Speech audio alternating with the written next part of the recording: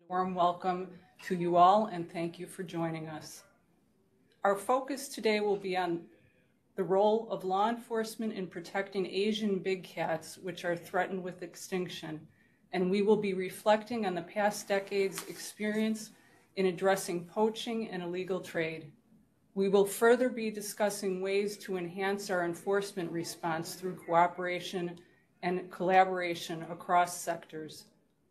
Together with the International Consortium on Combating Wildlife Crime, IQWiC, Interpol is committed to continue to support member countries in addressing this issue.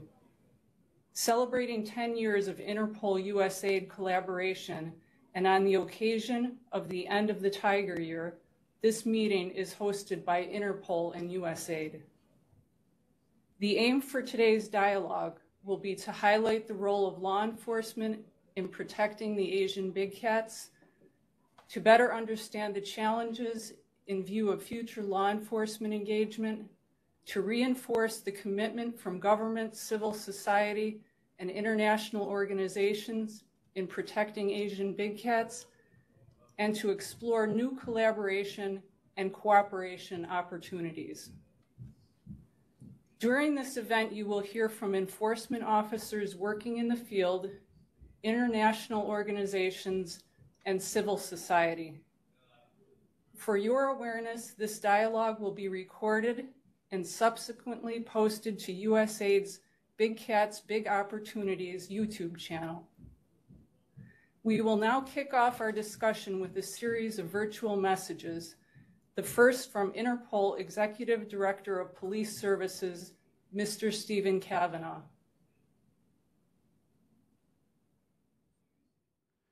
Dear colleagues and friends, welcome.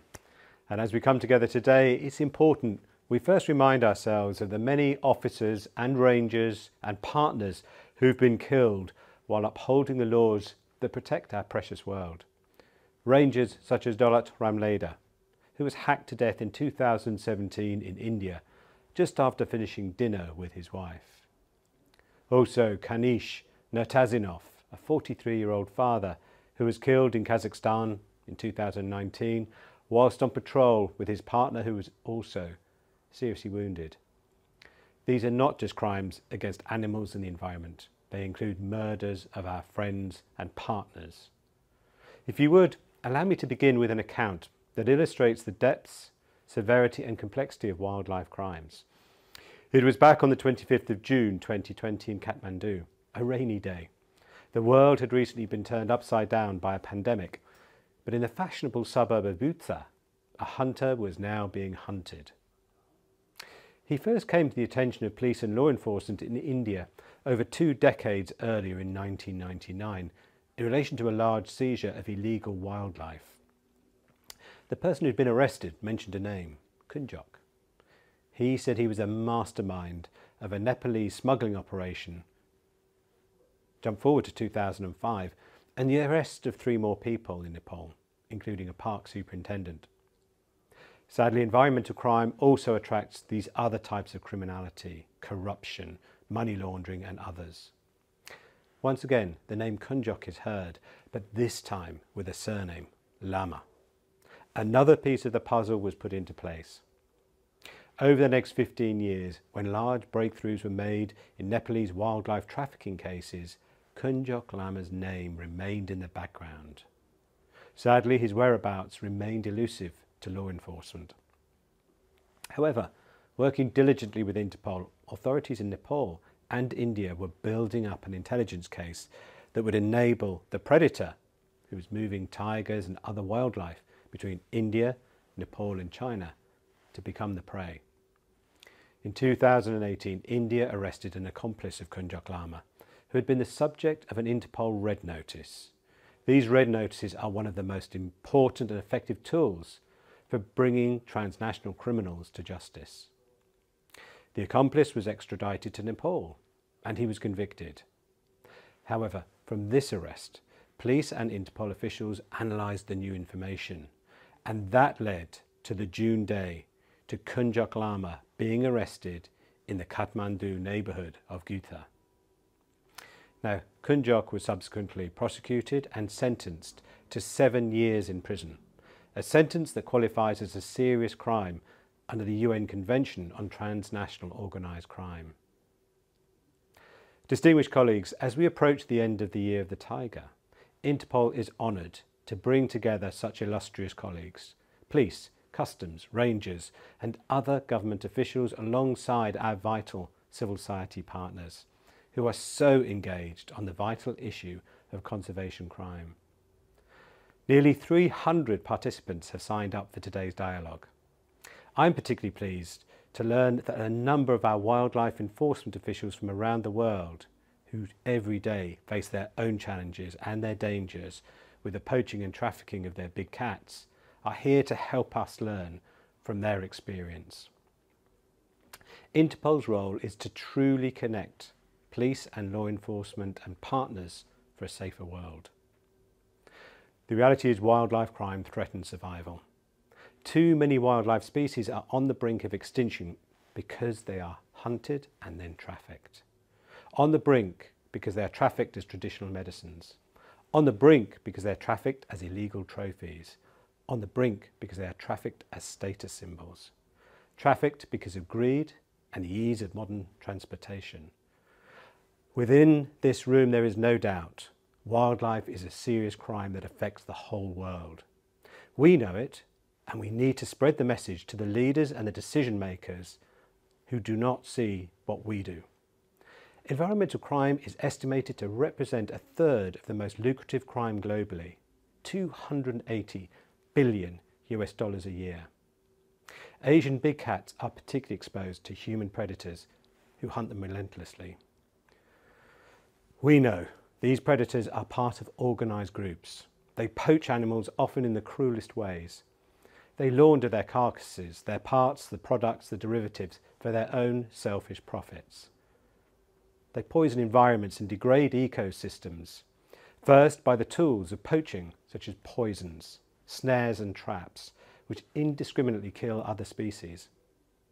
Secondly, by removing the top predators from their role in controlling the populations of their prey, overpopulation and damage to ecosystems takes place.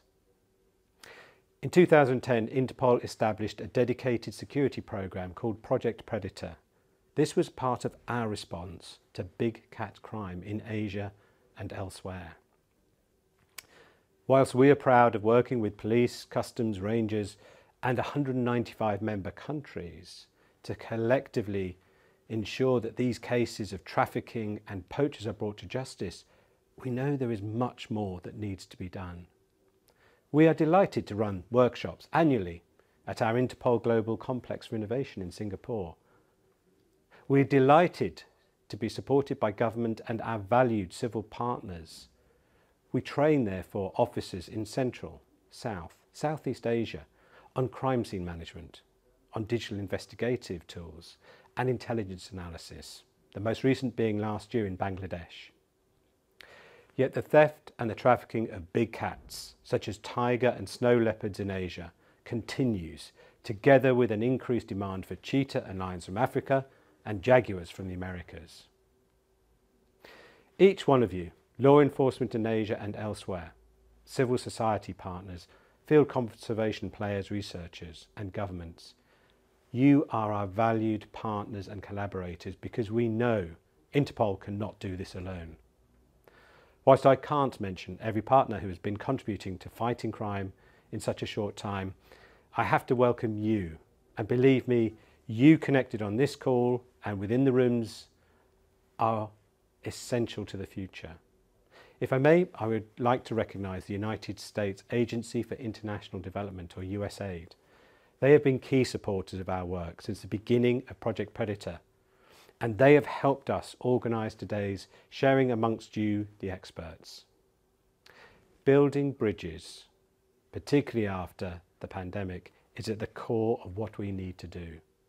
This is a common fight, and it is a joint commitment. How can we come together to ensure that our expertise and mandates bring more people to prosecution and protect more animals? I hope you will enjoy and learn from today's speakers, who are experts drawn from Interpol and across the world. We all understand that events like this, where we come together, are essential. We all understand our work is not over. The next chapter is being written by us. What do we want that chapter to say? Let's be ambitious. Let's make sure we keep these ideas at our hearts. I welcome you to this event, and I wish you a meaningful and memorable dialogue that truly makes a difference.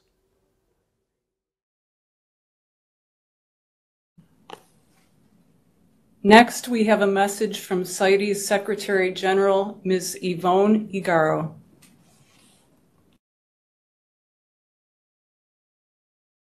Distinguished delegates and participants, firstly, congratulations to our colleagues at Interpol for organizing this important Asian big cats enforcement dialogue.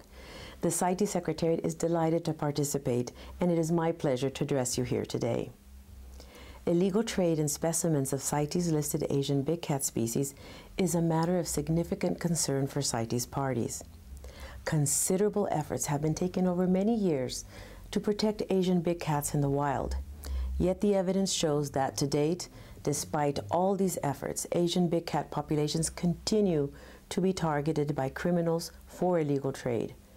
There is a need to enhance enforcement and collective efforts to address this trade, and this is why this dialogue is so important. For those of you not so familiar with CITES, it is the Convention on International Trade in Endangered Species of Wild Fauna and Flora. It is a legally binding multilateral agreement adopted in March 1973 that sets rules for the international trade in wildlife. There are currently 184 parties to CITES.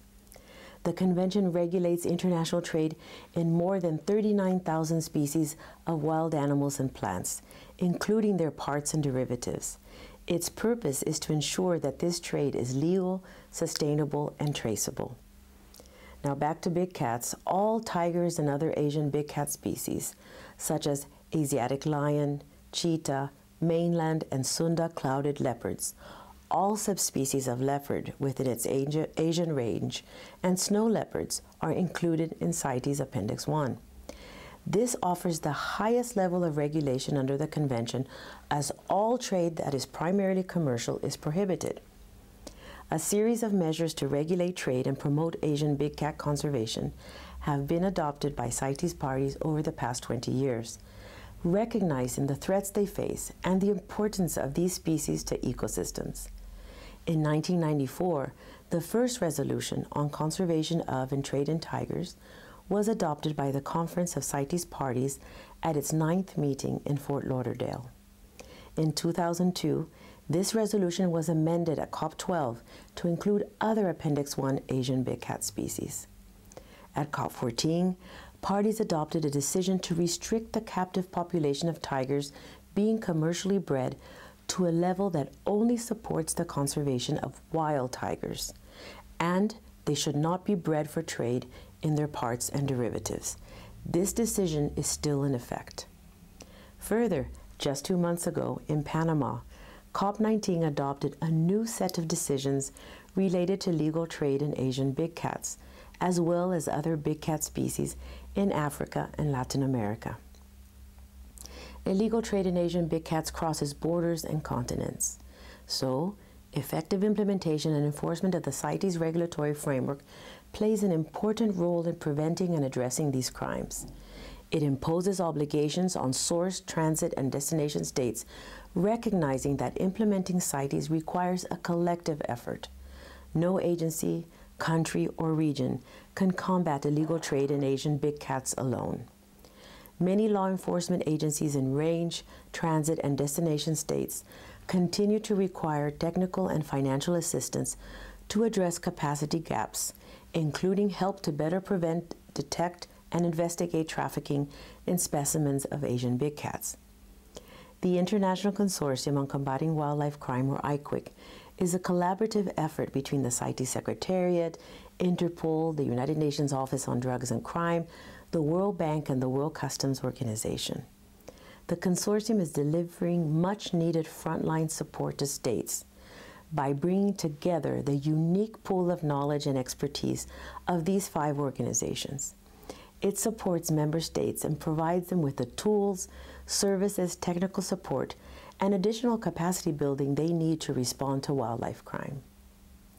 In support of efforts of parties to combat illegal trade in Asian big cats, the Secretariat has been working closely with its IQWIC partners to enhance responses and integrate related activities into targeted regional activities.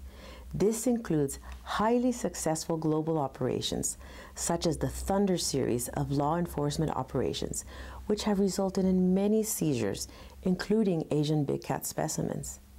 We are convinced that together we can make major inroads into combating illegal trade in Asian big cats. These are important species, in some cases keystone species. They have a disproportionately large impact on the health of their habitats. If we get law enforcement right for Asian big cats, we will, in doing so, also help save other species and their habitats. I wish you a successful dialogue. Thank you.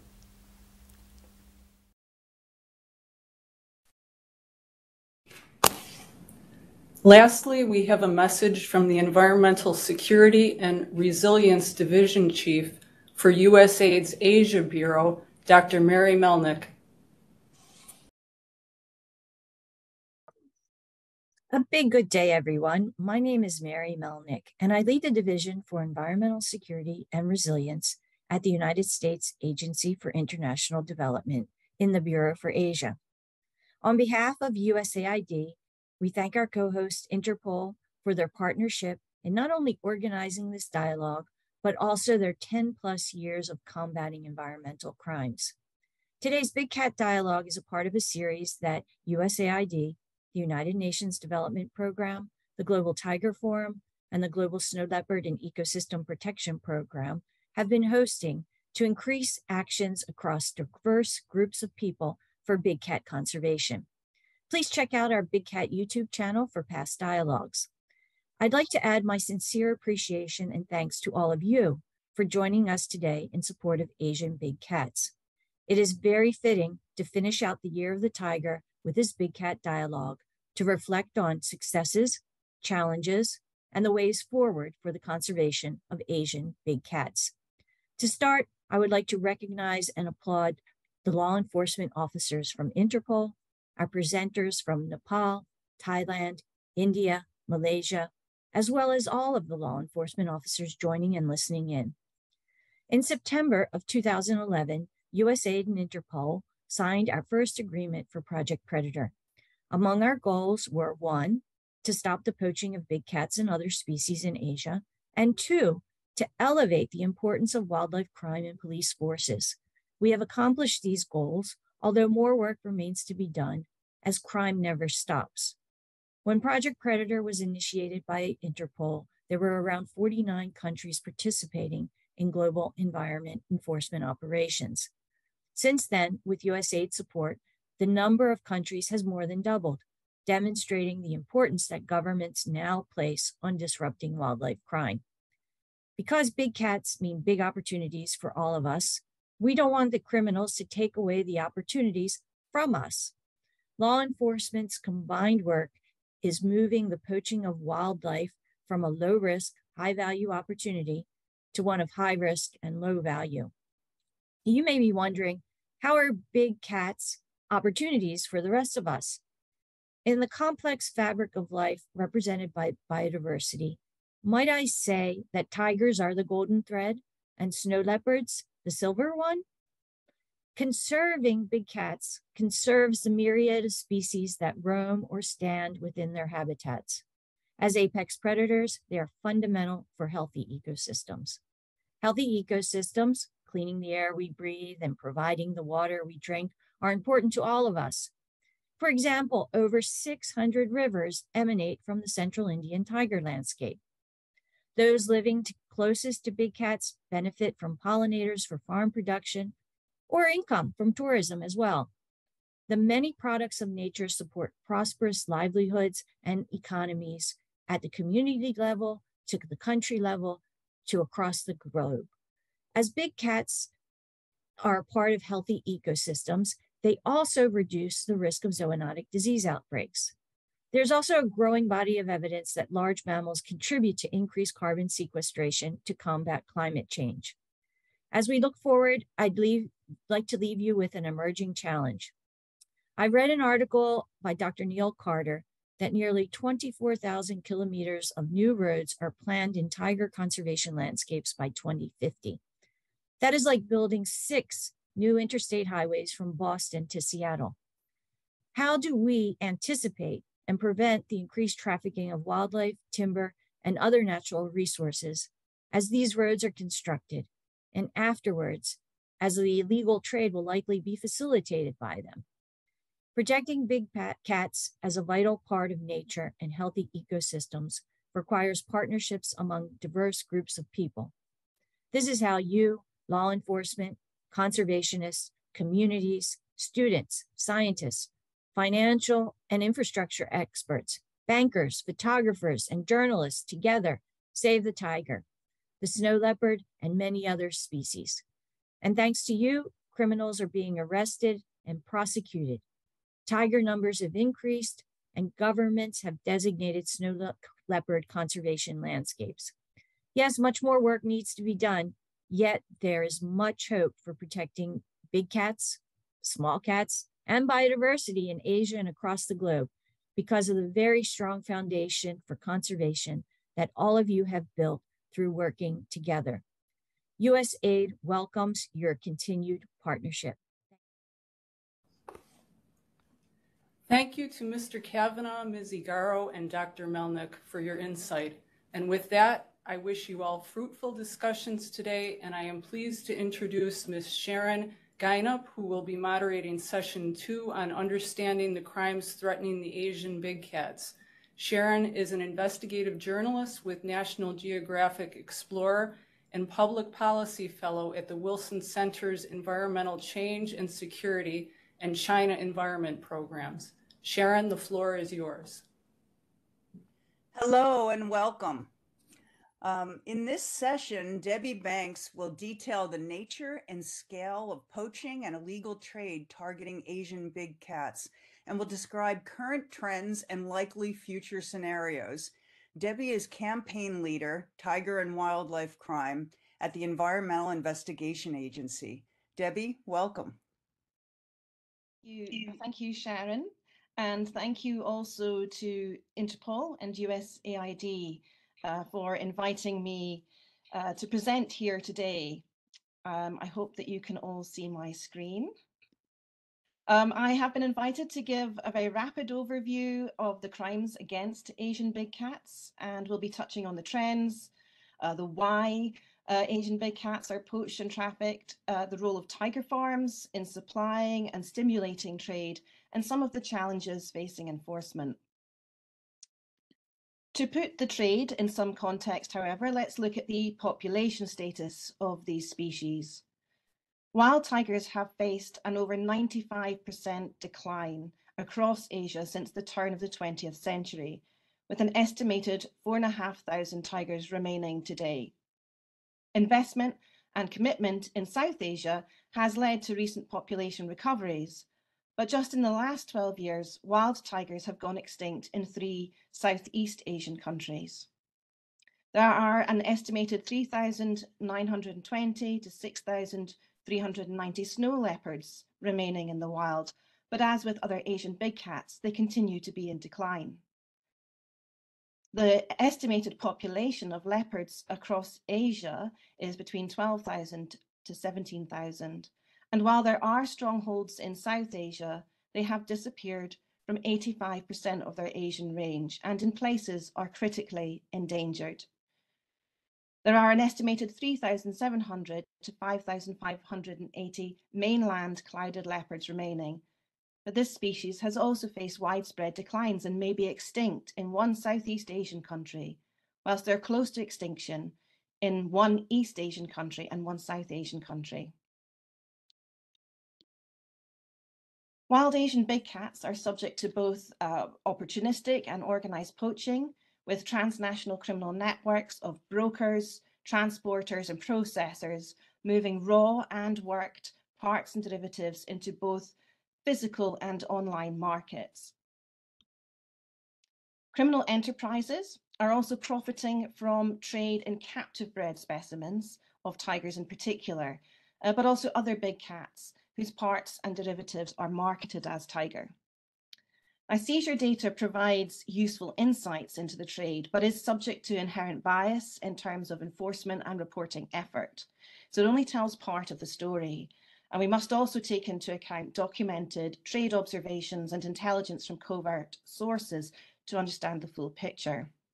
Nonetheless, this is a graph of seizures of tigers, leopards, snow leopards, and clouded leopards since the year 2000. A minimum of 3,377 tigers have been seized over that period, while over 6,600 leopards have been seized in the same period, the most heavily traded of the Asian big cat species. And that, of course, is just the tip of the iceberg for tigers and leopards, which are amongst the most well-documented and reported species in trade. Note the cyclical nature of the trade over time, reminding us that we can never get complacent about the trade. Just in a downward year, very quickly, we can see an uptick the following year in trade. Less well documented are seizures of snow leopards and clouded leopards. Several years ago, one very detailed study of the poaching and trafficking of snow leopards suggested that up to 450 snow leopards were killed every year. Clouded leopards do not feature in seizures nearly as much as the other species, but have been for a very long time the most prevalent and openly traded of the big cats in the border market trade. Trade, lost my mouse. Trade is, of course, financed by diverse demand. Asian big cats are killed for their bones, which are ground into a powder and used to treat rheumatism and arthritis in traditional East Asian medicine. They're boiled to make a glue-like substance, which is popular among consumers in some parts of Southeast Asia, where, again, it's consumed as a medicine. I want to highlight, just very briefly, the legal manufacture and sale of leopard bone pills and wine in one East Asian country, which undermines enforcement and demand reduction. The industry term for leopard bone in that country is ozpardi, and manufacturers do not differentiate between leopard, snow leopard, and clouded leopard. So all three species are used in the manufacture of these products. And nor is there any transparency over the source of that bone. So we have good grounds for concern that that legal market is contributing to the poaching and trafficking of leopards, snow leopards, and clouded leopards. We also see big cat bones being used to make bracelets and charms. The image on the right of the screen there is of what was marketed as a tiger tail, but it could well be a lion. Across Southeast Asia and East Asia, bones of big cats, particularly tiger, are used to make a tiger bone wine, which is generally consumed as a strengthening tonic. In East Asia, however, it's marketed as a prestigious gift, maybe purchased as a non-financial bribe if you want to curry favor with your boss or win a contract. Whereas in Southeast Asia, it's often marketed as a male virility product. Big cat skins are used for luxury home decor as a status symbol in the form of rugs and taxidermy specimens, particularly in East and Southeast Asia, and also used for clothing and accessories. We see an image there of tiger skin wallets that have been offered for sale quite prolifically online by traders based in Southeast Asia. And there have been numerous seizures over the years that indicate how tiger, leopard, and snow leopard are often traded together. Big cat teeth and claws are high value and low risk items as they're easy to conceal and dispatch, particularly popular across Southeast Asia and East Asia to make expensive jewelry, again as a status symbol.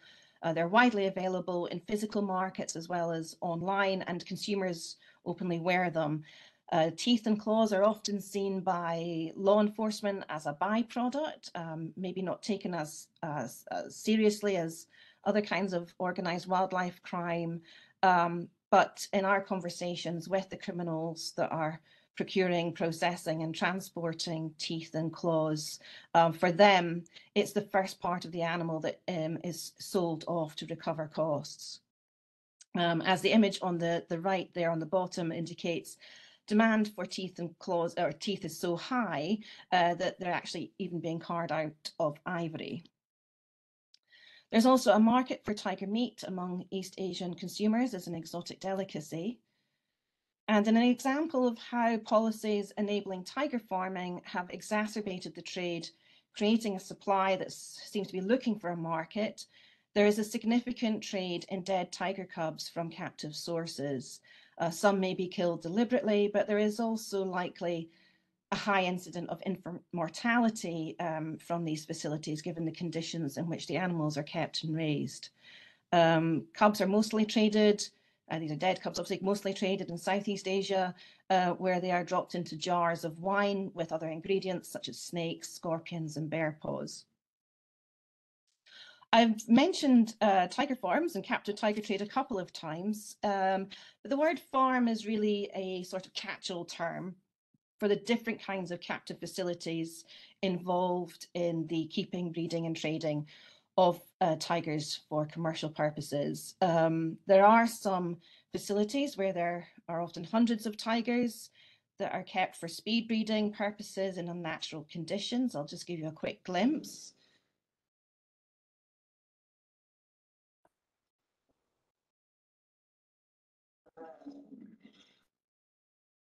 Clearly, these are not facilities for conservation. Very often they are facilities that masquerade as zoos, or we hear the new term centres for edutainment. These facilities are often selling tiger cubs and tiger parts directly to buyers that interact at the facilities or through brokers. And the live cubs, dead cubs, and tiger parts and products end up in international trade.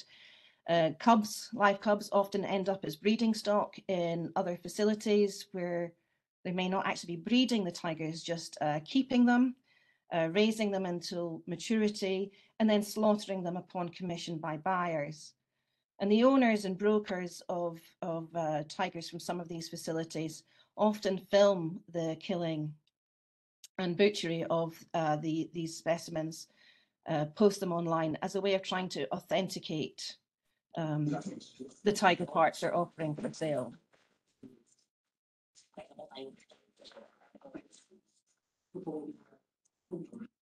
And that's just one example of the many images and videos that our investigators are collecting from traders offering tiger online.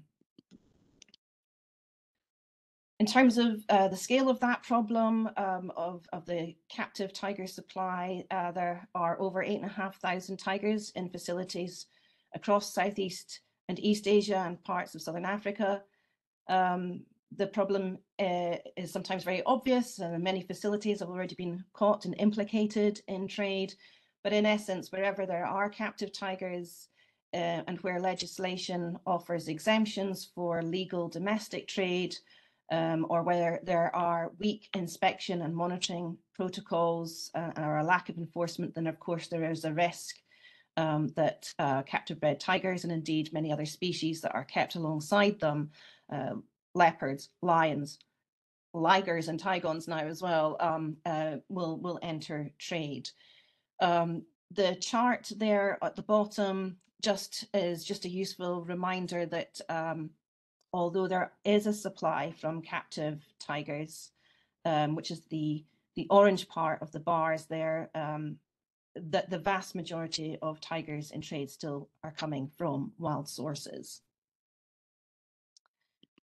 So briefly on to some of the challenges and indeed opportunities that lie ahead. Online trade is a major problem, and there's no exaggeration to say there are thousands of tiger traders operating online, especially via social media platforms like WeChat, Facebook, and Zalo. Many offers are open and blatant, Some traders, as you saw, use video to convince buyers or potential buyers of the authenticity of their products. Others make claims about specimens being wild sourced. And we know from seizures and intelligence that many are marketing lion and other big cat parts as tiger to profit from consumer preference. And many of these same traders are often moving wild leopard and clouded leopard too. So there's definitely convergence in the trade chain between wild and captive big cats in trade. There's a wealth of intelligence that's associated with the social media or online trade, and investigators may obtain a lot of information about the persons of interest, their networks, and their business practices, as well as the locations in which keeping, breeding, processing, and trade take place. Traders often post their bank account details on their social media accounts. So there's a wealth of intelligence there for enforcement agencies, but we do recognize that there are some challenges as well, not least given the volume of online trade and how many of those offers may be, posted by brokers who may not have stock on their person, but are brokering between suppliers and buyers, but also challenges around jurisdiction and investigative powers. I just want to briefly and finally touch on convergence as both an opportunity and a challenge. Asian big cats are often not traded in isolation. Many of the same networks of criminals are using the same trafficking routes across borders, the same online brokers, same digital and physical retailers are also trafficking ivory and indeed other wildlife that might be used for traditional medicinal purposes, such as bear, gallbladders, pangolin scales, rhino horn, tokay geckos, seahorses. And so there is obviously value in not just looking at the commodities in trade, but looking at those persons of interest, the networks, and the routes that they're using, because Asian big cats are moving alongside many other commodities.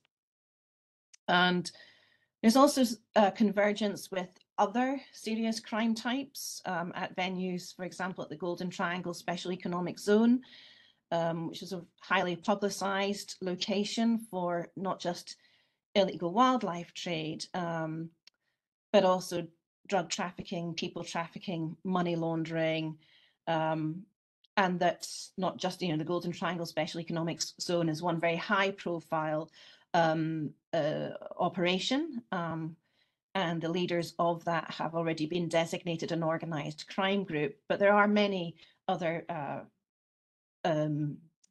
zones and border towns that are often dominated by casinos where this kind of crime convergence takes place, presenting a challenge, but also requiring greater international cooperation to disrupt the financial flows associated with these special economic zones or casino operated venues for multiple serious crime types. Unfortunately, and in a difficult scenario, they often have high level political immunity, and there's often high degrees of corruption associated with such venues. But I'm going to leave it there, as I know we're short on time, and open to any questions, and hope that I've managed to cover as much as possible in the context of the Asian big cat crimes. Thank you, Debbie, for this deeply informative overview. With our time constraints, we're going to need to move on here into session 3. Session 3, combating Asian big cat crimes, successes and experiences to date. We will discuss responses from the law enforcement community and highlight both successful efforts and challenges in combating poaching and trafficking of Asian big cats. Our first speaker is Sundar Tiwari, Deputy Superintendent of Nepal Police. He heads the Wildlife Crime Pillar within the Central Investigations Bureau. He will offer a case study on how Nepali police collaborated with Interpol, national agencies, and other countries to successfully disrupt transnational poaching and trafficking, efforts that resulted in Nepal effectively doubling its tiger numbers. Welcome, Sundar.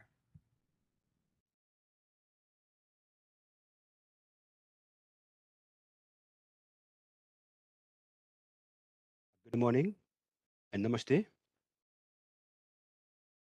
I am DSP Sundar Tiwari from CIB Nepal Police. I'm here to shed some light on Nepal's success and experiences on combating ABC crimes by disrupting transnational tiger poaching and smuggling networks with some case studies. I'm highly honored to participate in this esteemed forum, and I'd like to heartfully thank Interpol for providing me this opportunity.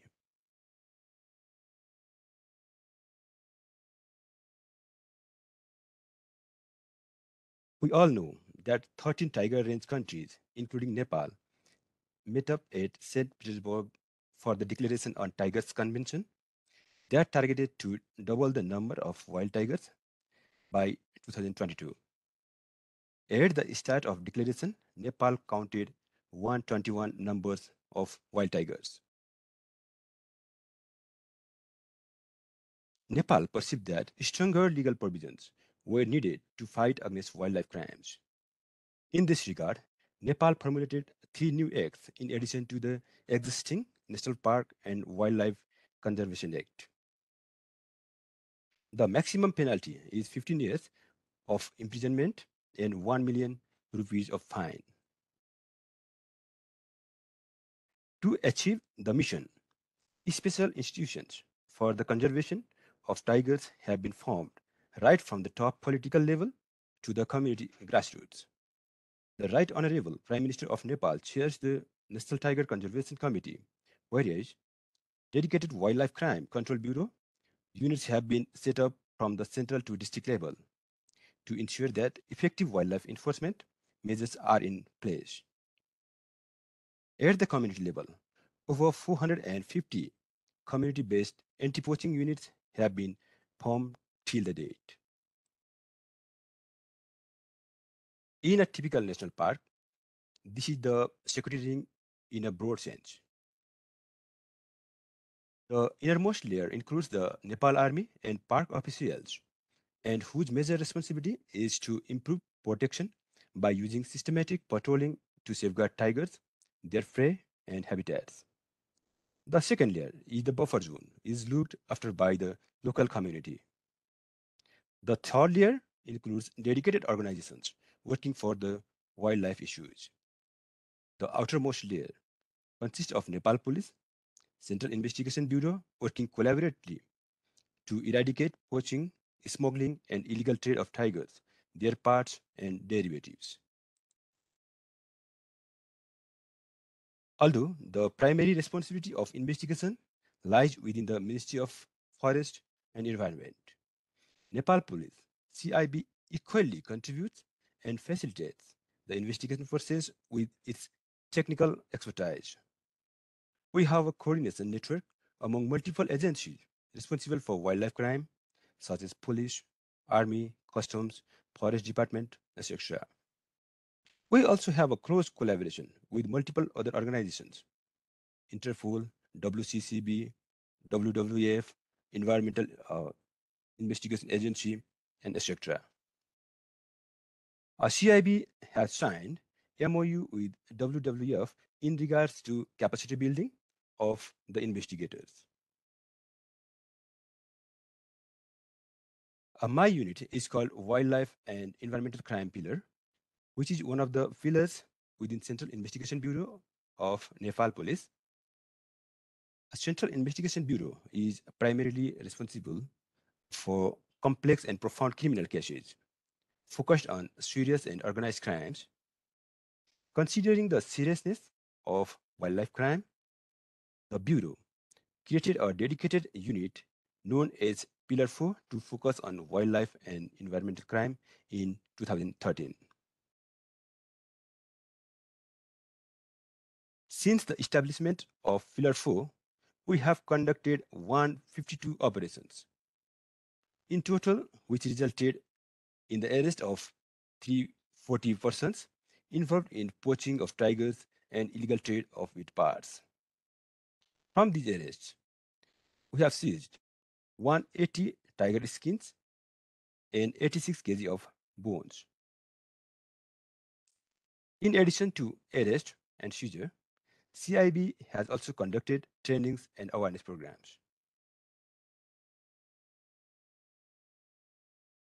As India and Nepal share an open and porous border with one another, along with cultural similarities, Interpol organized an investigative support meeting in 2016 between the investigators with the objective to collect information from both Nepal and India.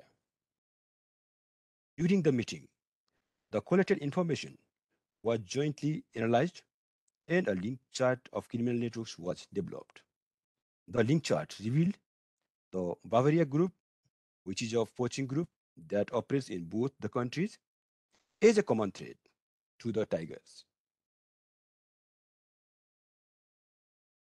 The meeting also identified Bavaria group along with the key persons of the trafficking network. This meeting also opened up collaboration opportunities between Nepal and India, as the two countries had the same targets. The increased demand of tigers in the third countries has attracted poachers in Nepal and India. It was also revealed that Nepal has been used as a transit point. These findings have brought a realization among India and Nepal for continued support and collaboration not just between them, but also with other countries for combating against wildlife crime.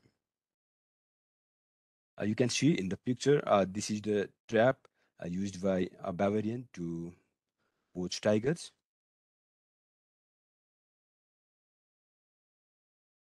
The link chart developed by Interpol has proven to be a milestone for identifying, arresting, and disrupting the Bavaria group and the key persons involved in the illegal trade of tiger. Arrest of notorious criminals, including Kunjok Lama, Lodo Dame, are the key achievements. Finally, we got success to disrupt the major poaching group and trafficking network operating in our region with the collaboration with agencies within the country, with India and other countries and Interpol.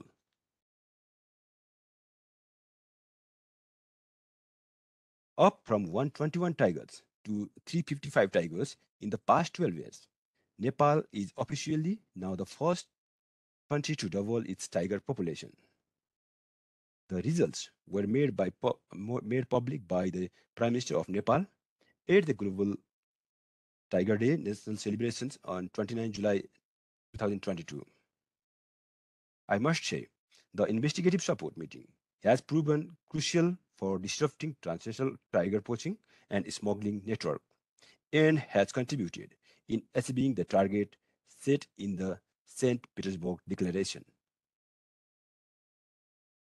With this, I conclude my presentation and I would like to thank all of you for your patience. Thank you so much for sharing Nepal's work, Sundar.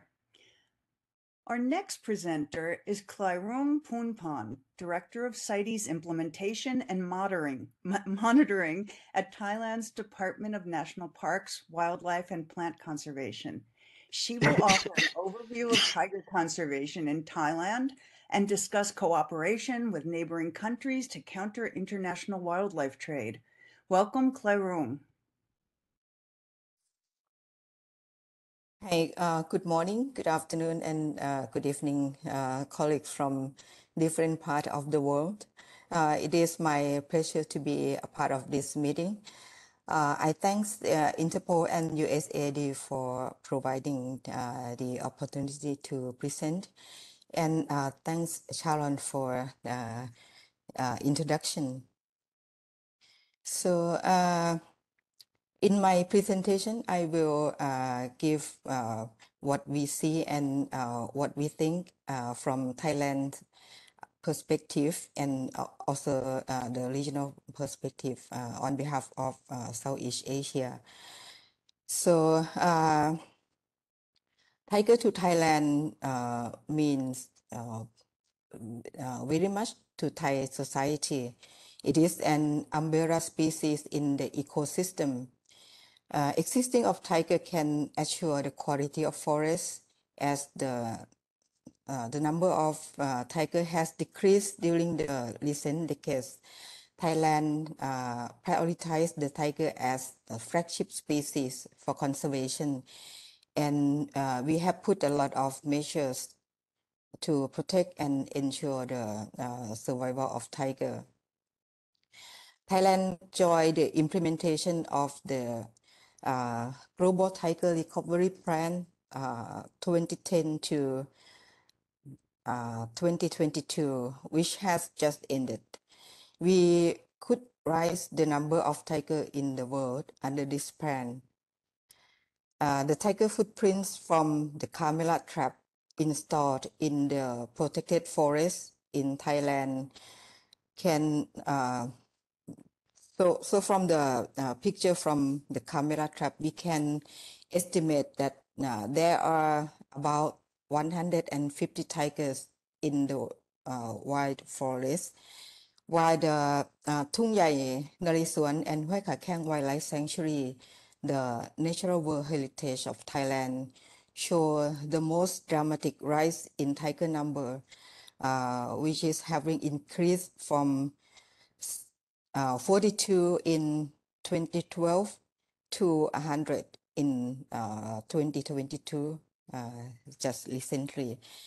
A number of research work on tiger has been conducted in the Hoi Kha Kheng and Thung Yai Narisuan Wildlife Sanctuary, and also the database of strip pattern has also been developed, and the strip pattern could play the important role in supporting the law enforcement officer in proving the evidence in the tiger seizure in the later time. The new version of the tiger conservation plan has been developed for the next 12 years. In the recent year, there are not many cases of tiger seizure, but it is significant as Thailand look at it as the matter that reflect the related factor in tiger crime and conservation. This is the first example that I am giving to you. On the 30th of November in 2020, which is 5 years ago, several tigers have been seized from the Mukda Zoo in Mukdahan province in Thailand. After the test show that the animal declared as born there in this zoo has no link to the older tiger in this facility. The Mukdahan Tiger Zoo is located in northeast of Thailand, that neighbor to Savanakhet province in Laos, PDR. The facility has long been under government watch and the subject of previous seizure and legal action. Next example is from the protected forest in Thailand. This case happened in 2022, just last year, in January, when the national park ranger seized the pelts of 2 Bengal tigers along with 4 weapons and other items at the campsite near Thai-Myanmar borders in Thongpapum district in Kanchanaburi province of Thailand. In this case, the tiger was the Bengal tiger, which is not the native species to Thailand, and probably from Myanmar, as the protected forest over there is in the border of Thailand and Myanmar. And this is the most recent case, which happened in November last year. The Thai police and official from the Department of National Park, Wildlife and Plant Conservation seized 4 tiger cubs and arrest and the wildlife trafficker in the Northeast province in Mokdahan again. The national park officials said that the undercover agent had been in contact with the Thai man who is a resident of the North province of Thailand, who was suspected of having been engaged in transnational trafficking of endangered wildlife, involving with the Laotian and Vietnamese businessmen. As the country in Asia are the land state for tiger, and it is considered that tiger is an iconic species in Asia, particularly in Southeast Asia. Many countries, including Thailand, Laos PDR, Malaysia, Indonesia, Myanmar, and also Vietnam, treat the tiger as the keystone species for conservation. We are under the plan of action for ASEAN cooperation on CITES and wildlife enforcement for 2021 to 2025, which is stated in the plan to strengthen network among the relevant law enforcement authority to curb illegal in wild fauna and flora, which include tiger as the priority species. Under this plan, the activity to strengthen law enforcement capability together with to disrupt the supply chain and demand reduction for tiger product has been focused under this plan. More importantly, from our perspective, that we see from the current situation, the seizure that happened in this region indicate the involvement of transnational wildlife crime group and the captive facility of tiger that create many challenges for us and the need to develop many efforts to do with this. And we also found that the DNA database and strip matching pattern can play the important role in supporting law enforcement officer because it can be an effective tool of proving the evidence in the tiger seizure, in tiger case. We therefore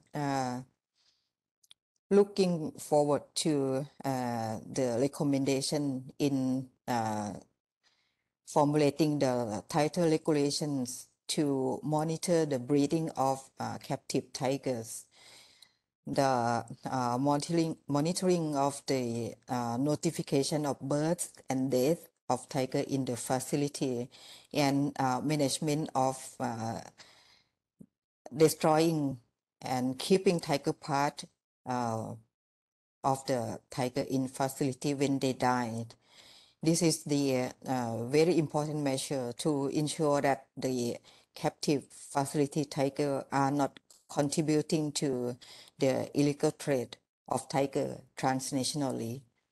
The next priority goes to the more robust tiger DNA and strip pattern profiling database of captive tigers to support the in-depth investigation for the law enforcement officer.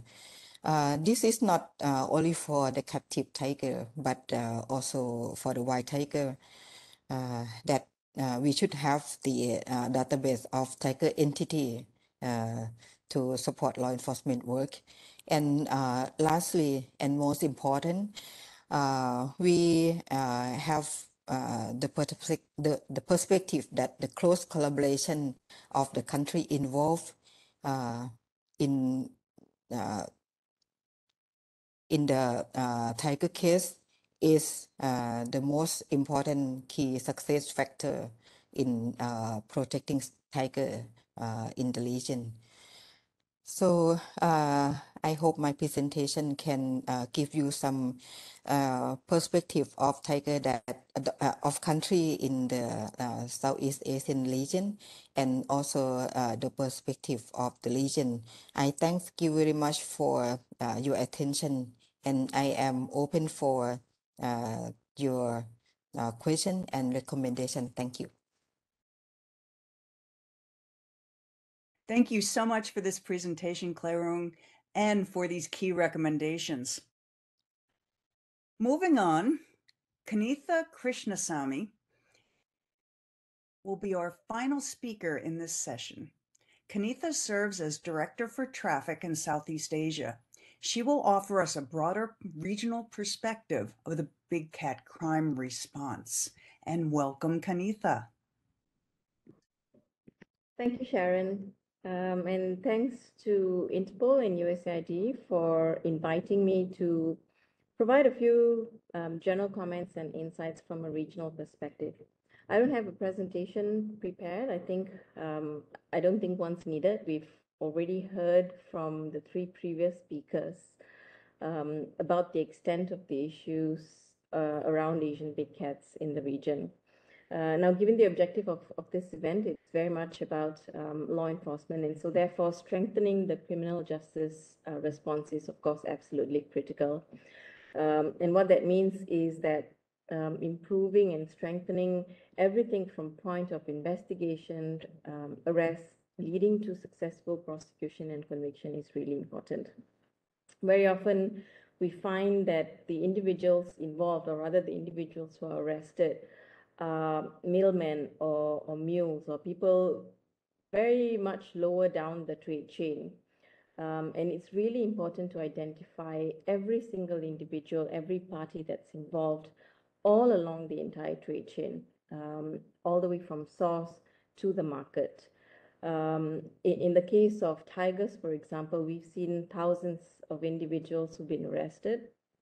Some of these cases do lead to prosecution and conviction, but very often they stop at the point of arrest, meaning no detailed investigation is conducted for the entire range of network or individuals involved in this crime. And so that's absolutely important. I'm not saying that does not happen at all, but the frequency in which that happens is rather low. And that's really quite important, especially if we want to try and address this issue across the board, across the Asian range states for Asian big cats.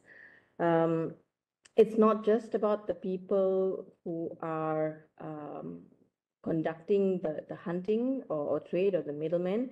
It's also about identifying the kingpins, as it were, the individuals behind the poaching and the trade. Very few cases have actually led to the identification of these sort of big individuals who are operating behind the scenes. Now, again, this leads back to how much effort is put into investigation or how much resources are available to ensure that these investigations can take place. One of the most prized possessions for every one of us is our mobile phones. They hold so much of information. And it's quite important to ensure that when an arrest does take place, investigations based on mobile phones, for example, first of all, are mobile phones seized? Very often they are, but is there further investigation into these mobile phones to see what else can be made available to the investigations team to identify and to understand how and why these things are taking place, and who else is involved, who else has been involved beyond the individual or the individuals who've been arrested.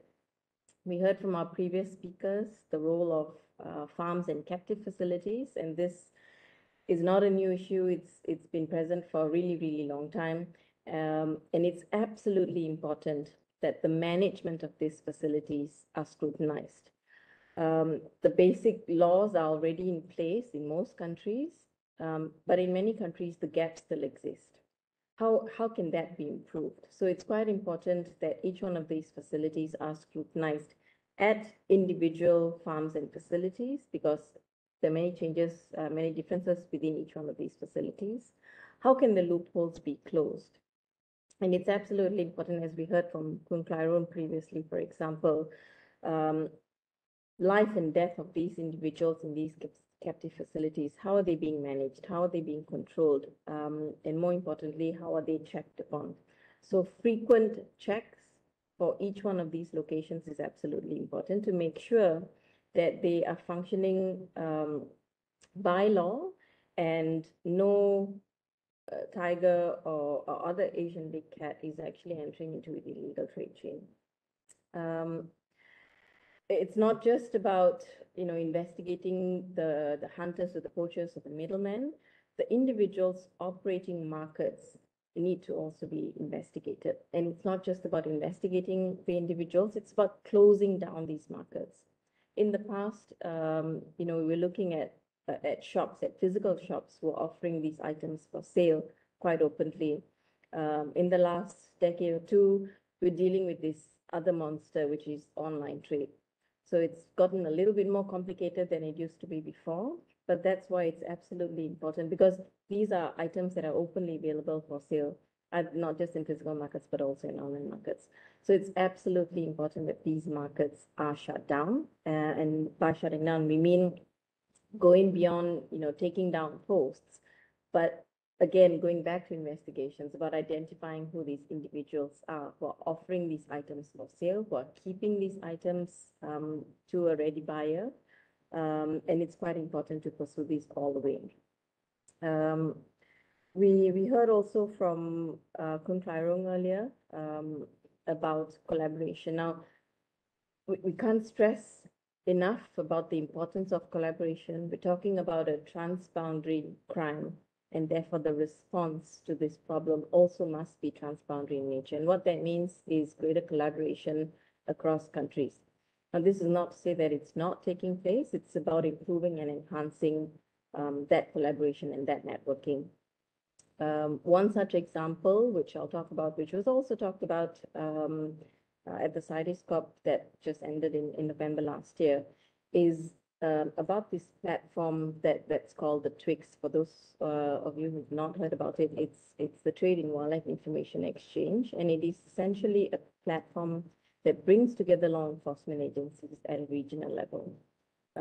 There's the European TWIX, where members from the EU can share information amongst governments from a law enforcement perspective. Since the EU TWIX, 3 other TWIXes have been established on the African continent, and one does not exist in Asia. There have been some discussions about potentially setting one up in Asia, and this could perhaps be a tool, a useful tool, to encourage more proactive collaboration across countries in the Asian continent. I'll stop there for now, and if there are any further questions, I'm happy to take them. Thank you. Back to you, Sharon.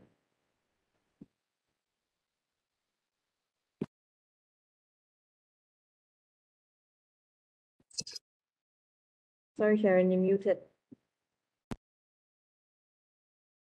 Thank you. Thank you, Kanitha, for sharing your expertise with us today. We have about 2 minutes left.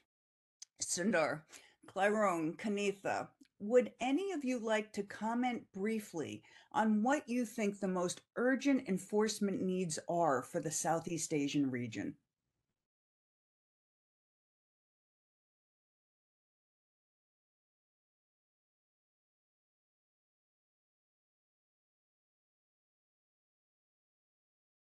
May I?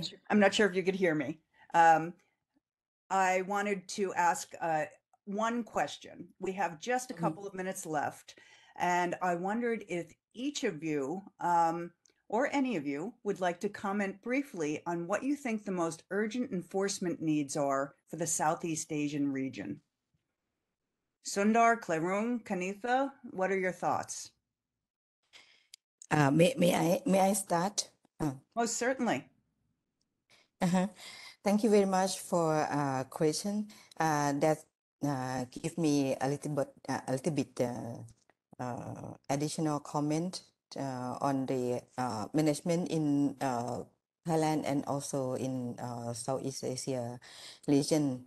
I think keeping watch and monitor the captive facility is the first priority. While as the Kanita also mentioned in her presentation, and I am at the same comment as her, because there's a lot of work in monitoring the captive tiger facility, and I think in Southeast Asia countries we are like same situation that need more the tighter regulation, and also one more recommendation is on developing the DNA and strip pattern database of the tiger, both the captive and the wild tiger will can be helping the law enforcement officer. So I think these two item is priority in our perspective. Thank you.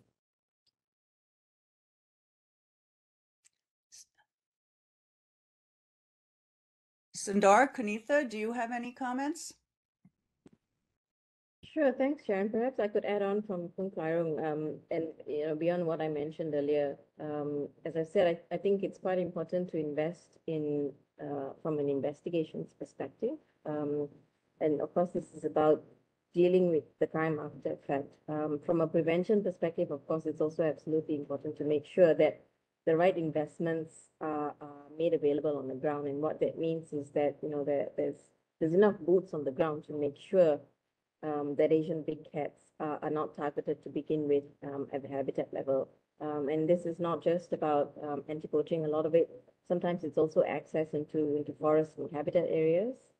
And so this is not just about the involvement of the role of wildlife agencies or forest agencies. Sometimes it's also about state governments where access to land becomes quite crucial, because that access is essentially what allows poachers and people involved along the food chain to the forest to target these animals.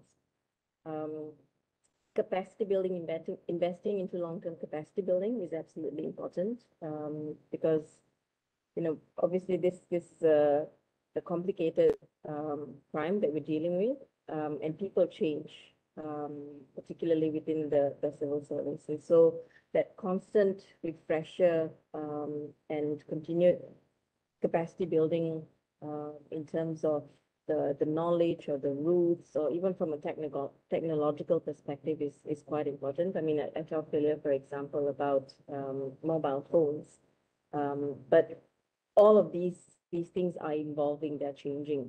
We heard from Debbie's presentation, for example, trends are constantly changing. And so that means that we also have to be evolving along with these trends, and the constant investment into training and capacity building in the long term is absolutely crucial as well.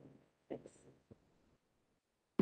I think we are going to wrap up this session here today. I would like to thank each of the speakers again in session 2 and 3 for offering important information on the nature and the scale of crimes threatening Asian big cats and the responses from the law enforcement community. Now I would like to introduce Ujwal Meghi from Interpol, who will moderate our next sessions. Thank you.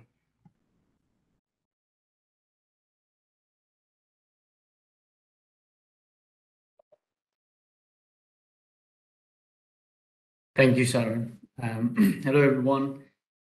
I'm really pleased to be here with you all today. And as Sharon mentioned, I will be moderating the next two sessions, understanding enforcement challenges, and the other session is actions moving forward.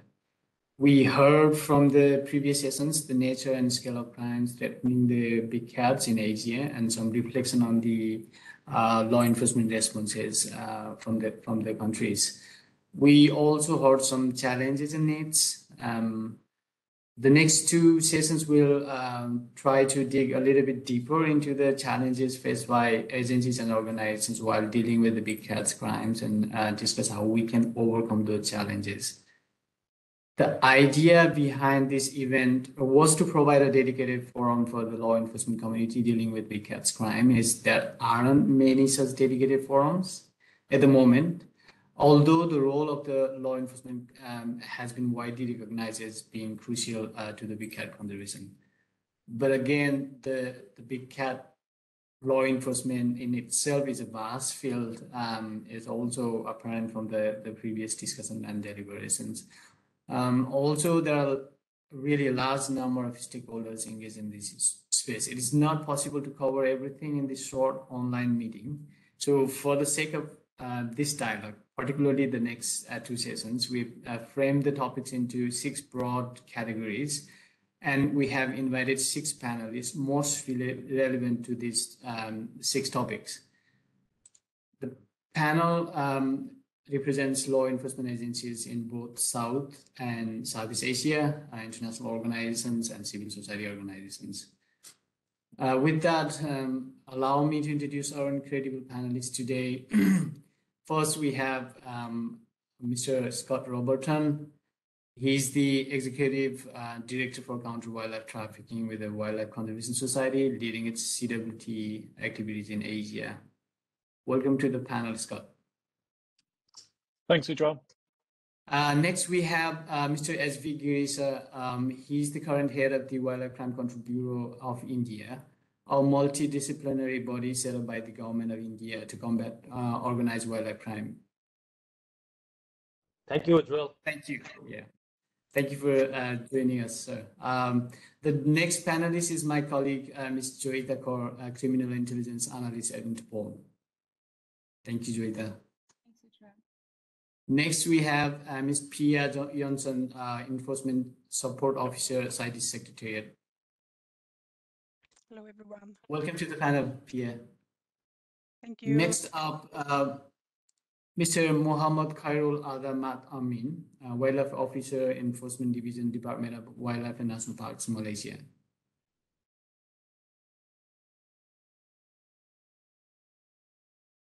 I think he's here.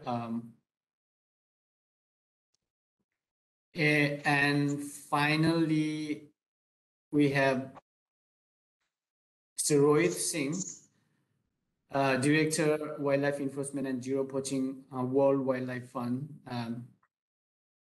Yes, I see. I mean, and thanks, Rohit. Thanks, Ujjwal. So before we begin, I would like to quickly acknowledge the presence of many experts and practitioners present in the meeting, all having a great deal of experience, knowledge, and expertise from across the board. We really wanted to engage all the experts present here through the chat rooms, but unfortunately, the meeting being an openly registered one, so we were not able to open the chat room to engage the participants directly. However, we've created a file where participants can provide their inputs to any of the topics. The link to access to the file was sent this morning to the registered participants. I'm not sure how many of you have access to it or how many of you could get access to it. In any case, we have a slide on now where you can see the QR code. Everyone is invited to engage through the link. We will try, but not sure how possible it would be technically, but we'll try to address those comments or feedbacks during the meeting today, or maybe we try to address them later. If there are any direct questions to any of the speakers, I will try to coordinate and address them by email. With this information, I would like to start the discussion. The structure is I have some questions that I'm going to ask to the panelists, and I request the panelists to provide their answers within 5 to 7 minutes each. First, I'm going to Scott.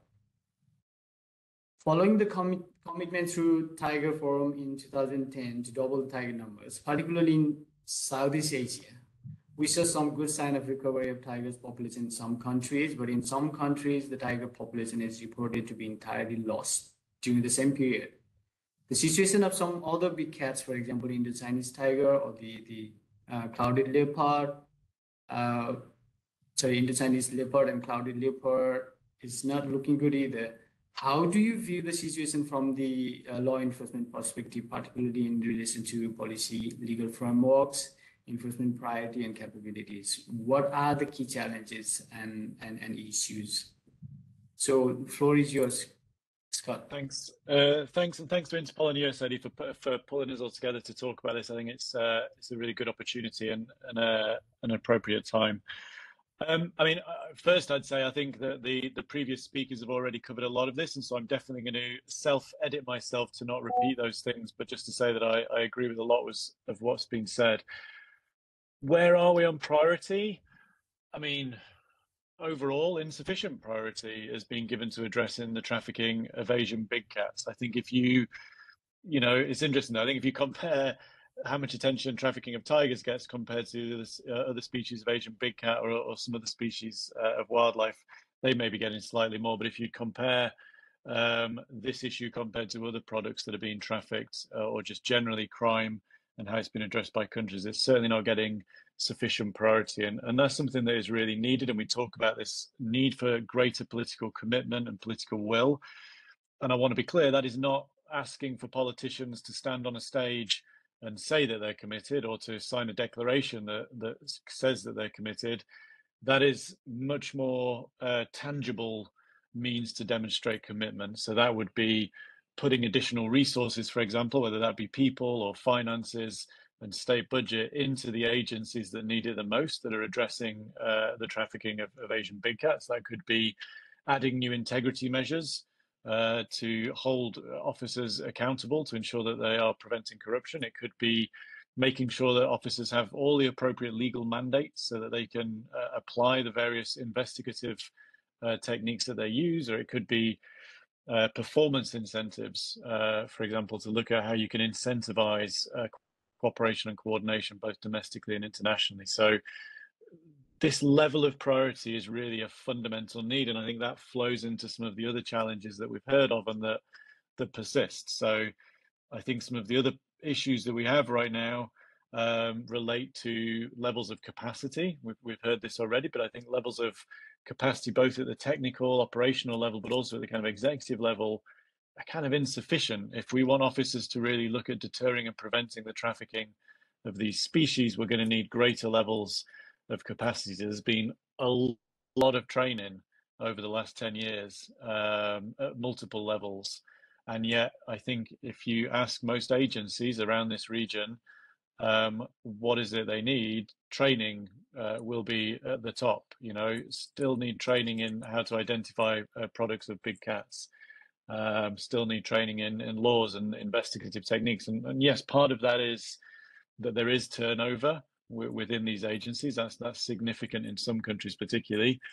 I think there's also a general issue that this knowledge is not being retained and that we need to really look at our techniques and approaches to capacity building to ensure that it is more effective. Two other things that I definitely want to mention. I don't know where I am on my 5 minutes, but I will quickly wrap up so you have lots of time left for you.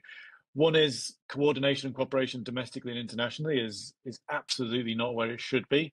You know, this is a transnational issue. You have situations where country A, let's say, the main threat is coming from poachers from country, then sending tigers to country C.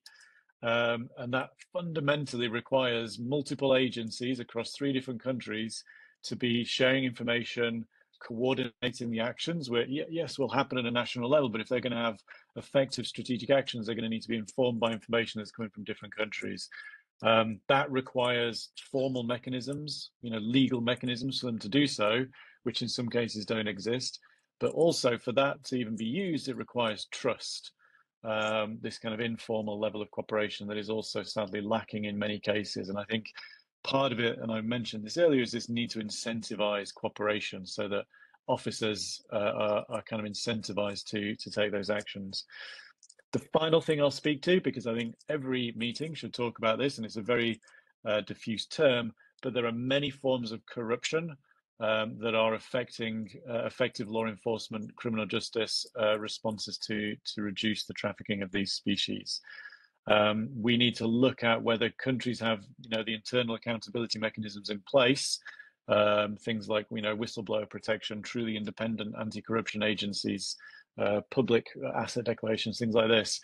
But also, is there external oversight, and is that sufficient? Are CSOs in the media kind of enabled to hold governments accountable? So citizen observatories and so forth. Things I think are really important. That's challenging in a lot of countries within range states within this region, but these are things that are going to help us fight that. And I will close my response to you at that point. Thank you. Yeah, thank you. Thank you for the great insights, Scott. You were on time, actually. Yeah, thanks.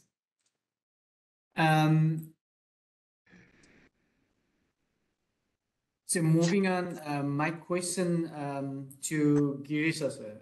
I actually have two questions. First, as we all know, WCCB India is such an ideal mechanism in terms of multi-agency coordination. It has multiple law enforcement agencies such as police, customs, wildlife officer working under the same roof, and is one institution dedicated to wildlife enforcement. Can you please share with us why multi-agency coordination is so important based on the lessons from WCCB? So that is one question, and the other question is, India has the biggest number of tiger population. The number is growing, and also most of the big cat species are found in a very big number in India. What do you think are three key challenges in relation to big cats enforcement in the coming days? So the floor is yours, sir. Thank you, Ujjwal. It's really indeed a good honor to share platform with stalwarts and international community. It's indeed going very well. Nice, interesting debate going on, discussion going on. So I would like to share that the genesis of WCCB is the result of a big cat crisis in India, followed by a couple of world famous seizures, Khaga seizure and Ghaziabad seizure in late 90s and early 2000 in northern part of India. So they came WCCB into existence, and WCCB is composed of officials from police, forest, wildlife, and customs at the supervisory level. So which is very, very crucial for collaboration, coordination, and ensuring effective joint operations of including all those forces. So at the cutting edge in WCCB, we have, that is in the field formation, we have inspectors, constables, head constables, and all from different border guarding agencies and paramilitary forces, which helps us and facilitates us easy coordination among all law enforcement agencies whenever we need to take up joint operations and whenever we need to share intelligence and all. So because we are already connected by a single string. So as we know that all forest areas, wildlife areas are all manned by the senior forest officials, Indian Forest Service officers in India. So and they are the custodians of the forest and wildlife. So then it becomes very easy for coordination for us from WCCB.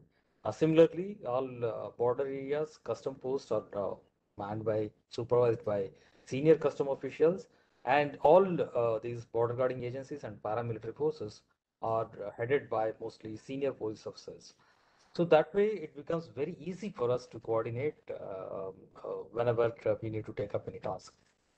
So I would say that not only the creation of organization and the finest of the net that is mattering, but the mandate of the organization itself is it is interesting and it is really I would say that it has given a lot of liberty for the organization to work. So I would say the scope of work is not just limited to intelligence and investigation, but it's very wide range, like collaborating with enforcement agencies on one hand and collaborating with civil societies on the other hand, and implementing a national legislation and other hand an international convention. So like it's a wide range, like sensitizing law enforcement agencies for curbing illegal wildlife trade, and involving even rural youth also through Panchayat Raj institution sensitization. So it's very wide range of mandate that WCCB is given with, which has helped us to grow a lot. So WCCB, all its learnings are shared with all law enforcement agencies through alerts and advisories, so that everything is go on record and timely it is shared with all law enforcement agencies. So that way, it has become very close knitted, and we have got connected one to one with all law enforcement agencies. And as we have officials from almost all law enforcement agencies, it becomes very easy for us, and they work as an ambassadors for wildlife protection and ensure the cooperation coordination of their parent organizations. So this is how we are working and coming out with wonderful results, and started with, of course, aimed at protection of big cat. WCCB, when it started, worked mostly on disrupting the syndicates of big cats, especially tiger. And after that, now we are into like many things, and because of this kind of finest of the network that we have, working on ivory, also working on lesser known species, also working on pangolin, also like any species, any like wildlife which is in trade in India, illegal trade in India and abroad. So we are participating, and we are like ensuring to curb that illegal trade through proper networking and proper collaboration coordination. So that is the beauty of the creation of such a nice organization, having all sort of all relevant officials under one roof. So the challenges, of course, the biggest challenge is that getting all officers on deputation to the organization itself is a big challenge, because everywhere there is shortage of officials, and getting them on board to WCCB is a big challenge one, and ensuring that proper man is posted. So that is also important, because so not everybody is interested in wildlife enforcement. So that is also another challenge, especially when you say that the big cat population is increasing in India. Of course, we have almost doubled tiger population in the world, and that India need to be complemented. It has happened only because of the effective enforcement, as well as other operations like the management, conservation, and all other things. So with that, of course, tiger population has increased. It has increased the conflicts as well.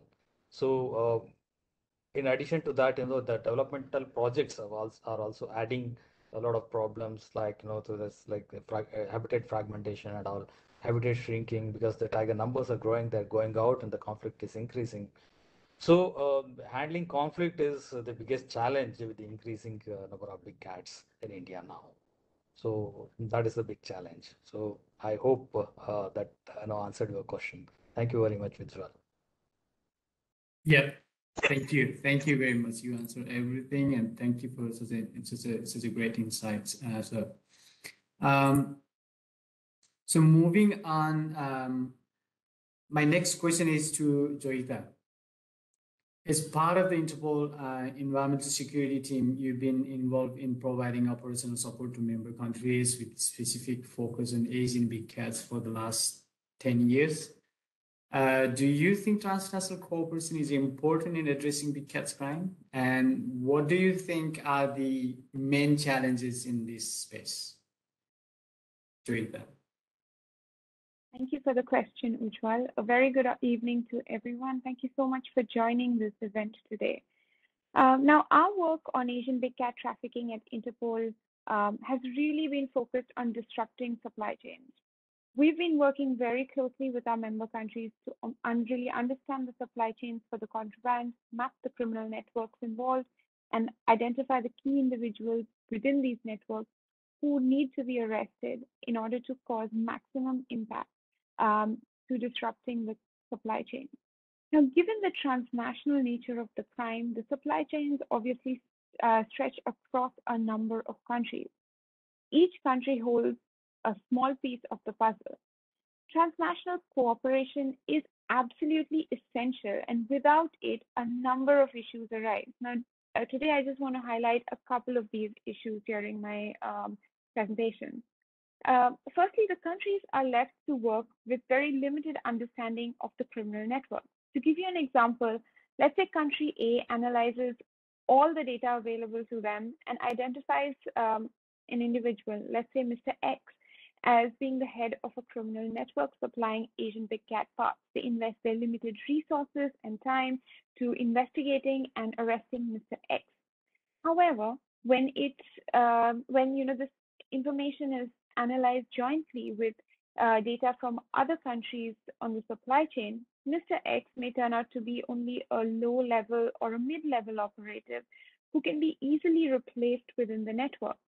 So in fact, his arrest may only cause a small or temporary disruption to the supply chain.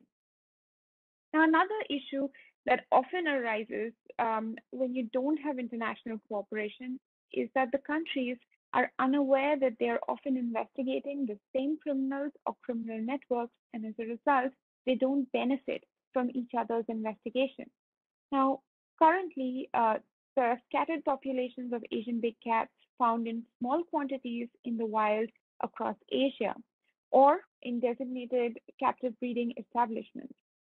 Since the availability of the contraband is limited, a small number of criminal networks who either have experience in the trade or control the trade routes, control most of the supply. As a result, in our experience, it often happens that two or more countries on the supply chain are investigating the same individuals or parts of the same criminal network without being aware of this at all, and definitely not benefiting from each other's investigation. Now, both the issues that I just mentioned right now are based on lessons that we learned when we were working with India and Nepal in 2015-16 to collect and analyze jointly their data on Asian big cat trafficking. Now, our colleague from Nepal has already mentioned this work and showed you some of the charts that we developed as a result of this analysis. Now, throughout the process, I want to mention it was absolutely clear that the countries individually had limited understanding of the criminal network based on the data that was available to them. And sometimes this resulted in inaccurate assessment of the roles and importance of the individuals within the network. The joint analysis exercise not only provided a lot of clarity on the network structure and the key operatives within the network, but it also really opened up opportunities for further collaboration on and joint investigations between the two countries. The third issue that I would like to highlight today is fugitive investigation.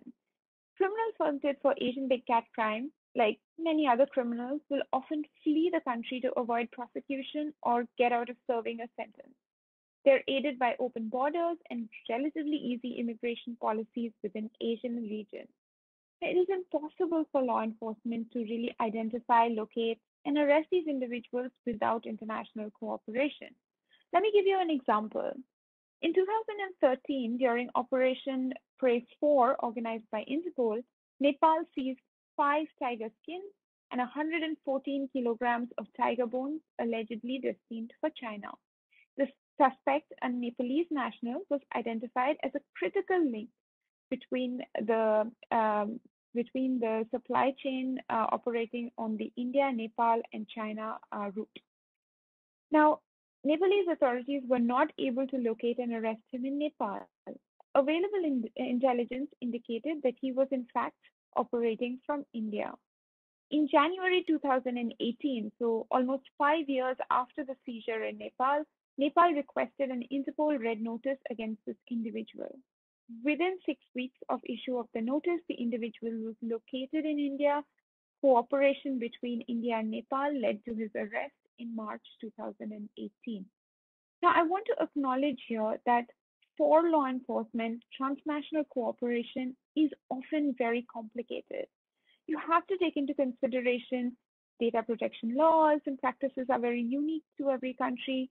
There is the issue of lack of resources and manpower, and sometimes just a lack of willingness or trust, as Scott mentioned earlier during his presentation. But transnational cooperation is absolutely essential, and if we want to have a comprehensive strategy to combat the trafficking of Asian big cats, we definitely need to have transnational cooperation. Thank you so much. That's all from me today. Thank you, Joyda. Thank you for highlighting its important role in dealing with the big cats enforcement. The transnational cooperation is very crucial. So moving on, I would like to go to Pia. All the Asian big cats are banned for international trade through CITES. Could you please highlight some major challenges in monitoring and regulating this ban from the Secretariat's experience so far? Floor is yours, Pia. Thank you. Thank you very much, Chair, and good morning or good afternoon or good evening to everyone. And thank you for giving me the opportunity to join you at this dialogue today. So I saw in the agenda that I was asked to talk about CITES resolution and decisions. But before I go into that, I would like to answer your question about the challenges related to implementation and enforcement of CITES provisions related to Asian big cats. So I would like to start or firstly mention that what is very, very important and essential is that all the parties have adequate legislation in place, allowing them to implement and enforce all the aspects of the convention. And as we have heard, organized crime groups are involved in wildlife crime and also in the illegal trade in Asian big cats. And therefore, it's very important that also the wildlife crime is treated as a serious crime in the legislation, but also through relevant agencies. Secondly, I think it's very important, and which can be a challenge in some countries, is that resources and capacity among relevant authorities to control trade in Asian big cat specimens or other species to detect and combat illegal trade. And also, as we know, that all passengers or goods can be controlled at the border, therefore it's very important to also have an effective way to exchange intelligence and information and coordinate and cooperate between parties and at both national and international level, which we heard Scott mention before. And I think it's here both Interpol and the World Customs Organization is playing a very important role because you have the secured channels in place to exchange information. And we have just heard from Jaita on how useful Interpol's notices is. So I really encourage all the parties to work closely with Interpol and also the World Customs Organization, and to make use of the existing platforms that are in place. I don't think there is a need for any new platforms. I think the most important is that parties are using the platforms that are in place already. Another challenge I would like to mention is the identification of big cat specimens in trade. I think it was Debbie Banks that showed a lot of products such as paste and powder and wine, etc., that might contain specimens from Asian big cats or other big cat species. So that is a challenge for parties to identify, and it can also be a challenge to identify skins, bones, and claws, etc., from big cats. So that is something that CITES parties is working on, and I would like to highlight some important tools that are already available, and perhaps there are more that we need. First of all, I would like to highlight the CITES pocket guide for law enforcement agencies to combat illegal trade in Asian big cat specimens, which we had EIA to help us to develop some years ago. This guide is available in English and Chinese, and the hard copy can be ordered from the Secretariat. We are happy to send it to you, to the law enforcement officers. I also would like to highlight the wildlife forensic webpage on the CITES website, which includes a directory of laboratory conducting wildlife forensic testing. And there is also some information on related to tigers. For example, the Tigris ID project on tiger genetics, which was developed by Czech Republic. And as we get more information from parties, we will post it on the website. In case of illegal trade in live big cats, the handling and the initial care of the seized animals might be a challenge for particularly the law enforcement officers. And I would like to mention that we have developed a CITES cheetah trade resource kit and fact sheets, which are all available for free on the CITES website under a web page on cheetahs. And among other things, the kit includes guidance on care for live cheetahs during and after seizure. The final challenge I would like to highlight is the importance of reliable data on illegal wildlife trade. And such data can provide valuable insight into trade dynamics, trends, and evolution of illegal trade over time. And since 2017, CITES parties are required to submit an annual illegal trade report to the Secretariat. And the data from these reports are included in the CITES illegal trade database hosted by UNODC on behalf of the Secretariat. And in the next session, I could inform you a little bit more about the latest update about this database. So that was some of the challenges. I know that there are many more. And now I would like just to go into the CITES resolution and decisions. As you know, and as the Secretary General of CITES mentioned in her keynote speech, the CITES Conference of the Parties has adopted a series of recommendations in form of resolutions and decisions related to Asian big cats. These recommendations will guide parties in their implementation and enforcement of CITES provisions. 2 months ago in Panama, CITES COP19 revised in total 21 resolutions, adopted 5 new resolutions, and a record number of 365 decisions.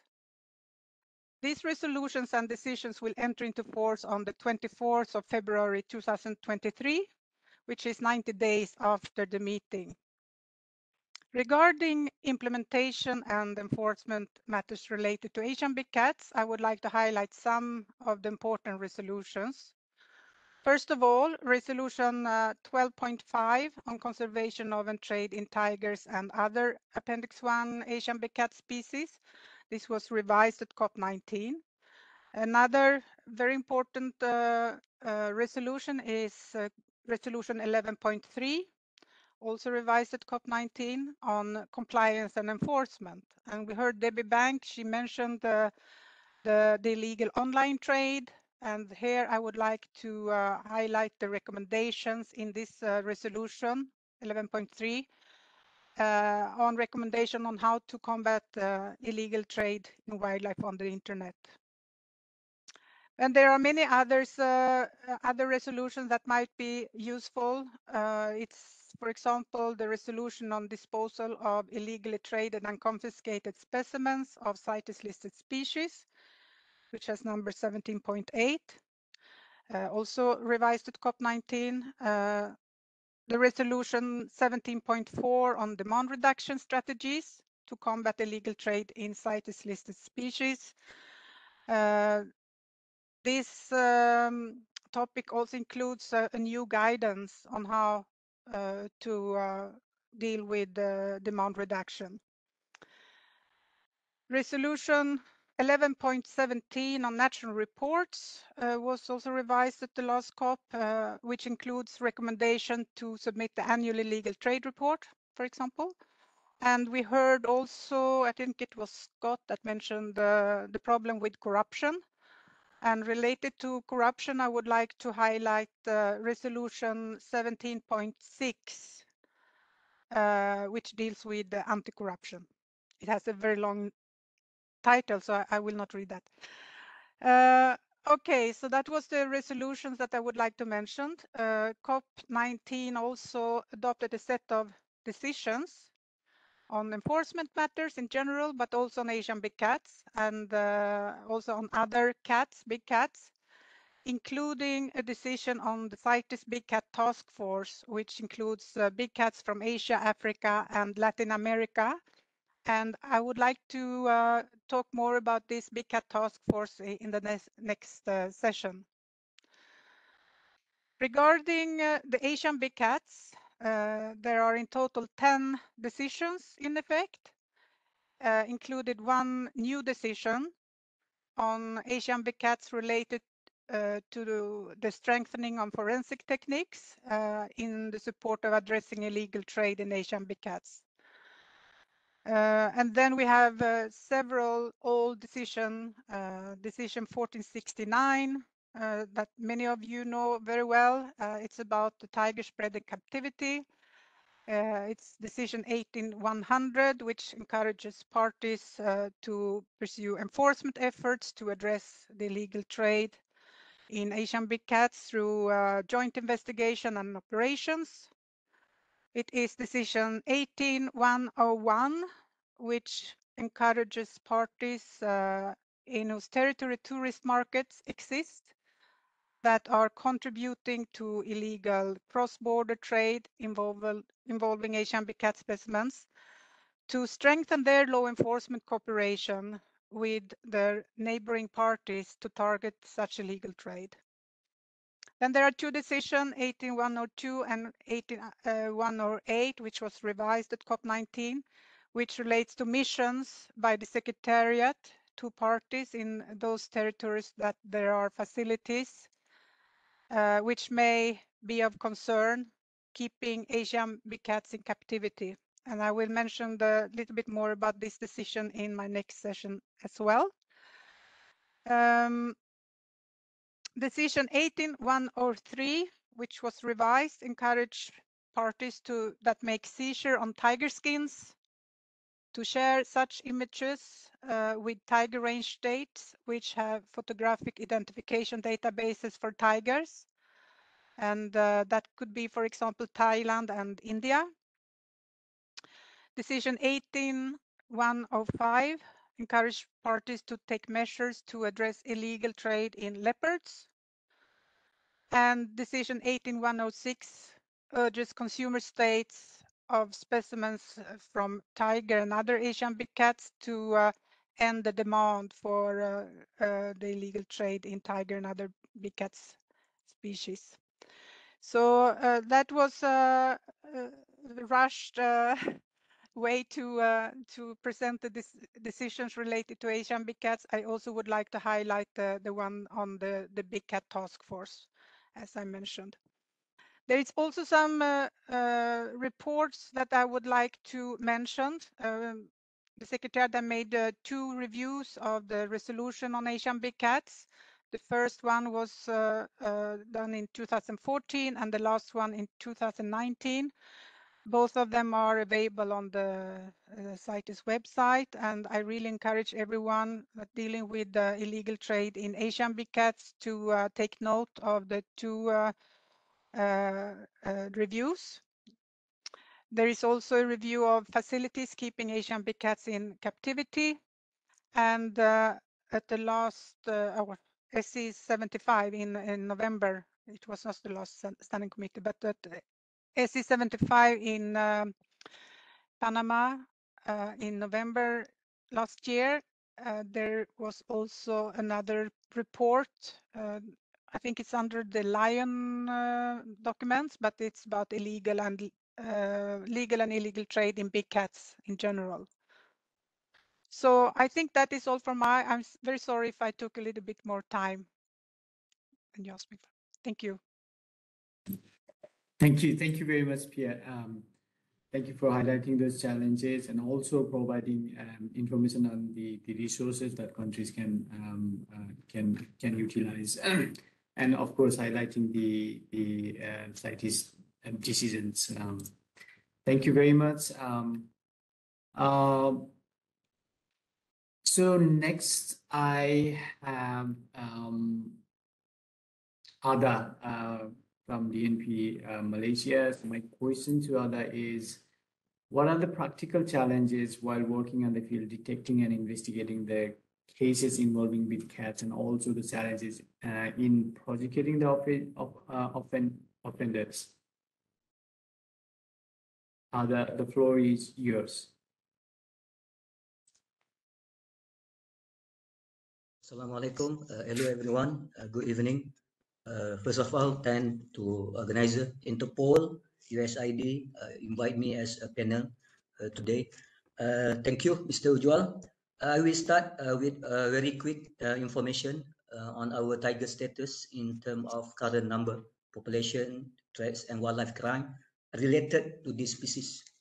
Through our National Tiger Survey from 2016 to 2020, 5 years project, has shown a significant decrease in the tiger population in Malaysia.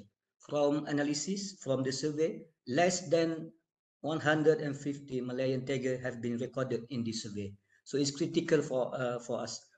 I believe the threat for tiger here is more or less same as faces in other tiger range country. Poachers, illegal hunting, demand from black market for tiger parts and derivative, including skin, bone, meat, and tonics.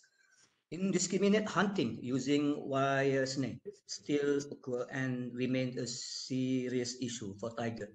Besides that, there are few cases of killing of tiger in human-tiger conflict area. Based on our statistic, since 2012 to 2020, 10 years, has recorded a total of 32 arrest cases involving the seizure of parts and derivative from Malayan tiger. So what is the challenge for us to detecting the crime? Back to given topic to me, based on our experience on the ground, there are few main challenges for us to detect wildlife crime involving poaching and hunting of tiger. Even though the number of tiger in our landscape is now recorded less than 150, but their location is scattered and fragmented in our vast protection area. The reduction of the tiger habitat area also causes the tiger to move out of its roaming area and then enter the settlement area of the villages on the roads. Poachers and illegal hunters have many options access to forest and protected area due to the vast forest area. Tiger also become easy target to them if they are start roaming in settlement area. This situation gets worse when villages and local communities near the forest, tiger habitats, join the illegal activities as a supplier and informer to them. There are a few cases, some cases we are facing this problem. Other challenge for us, the key player in this illegal business of wildlife crime is not actually directly involved, does not keep stock or tiger parts on his premises and own hands. They usually use middlemen. Business normally does not use online transaction. A few cases, we still struggle to detain and arrest the shark and the jaws. On the investigation part, for some cases, we have faced difficulties in obtaining information from the suspect, who are foreigners who do not want to cooperate in the investigation. They are kept silent and most of the time pretend to not know anything about the fault. Sometimes the use of translator creates more difficulty and more affect investigation because some of the translator is an accomplice to the culprit.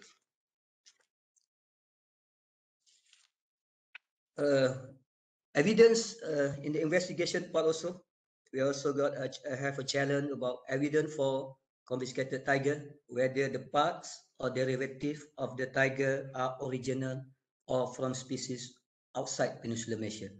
In the seized tiger in the perfect physical condition, easy to have physical identification. It can be done by the department, morphological identification specialist. But in wildlife crime cases that involve the issue of tiger, the detection of part of the tiger required a results from the laboratory that conducts the detection of the tiger DNA against confiscated case item. So what is the problem we are encountered? In some investigation case, to obtain results for the detection of tiger DNA for confiscated cases item required a long process and long time taken in processing tiger DNA affects the result of the investigation and the prosecution process for wildlife criminal. According to the existing legislation, the investigation team can only arrest the offenders of crime involving tiger within 7 to 10 days. In general, in our criminal codes. This process involves detection, our right to detection 24 hours after the case of arrest, and it's supplemented by the remand process by the court. Problem in the process of arrest and investigation gives some problem to the investigation officer to complete the investigation paper and also affect the time for prosecution in court. So there are some way forward here for this investigation problem. We need to improve the ability of the DNA extraction process for all type of wildlife species, not specific focus on tiger only, that are often illegally trafficked. Yes, sorry for interruption, Ada. So we can discuss the way forward in the next session. So okay. Keep online, keep hanging there. So I'll come back to you to discuss about the actions moving forward in the next session. Okay. Okay. But yeah, thank you very much. Okay, Ujjwal, thanks for sharing and for highlighting those day-to-day practical challenges you face. And then I'm pretty sure that challenges are very common in many of the range countries. So thank you. And now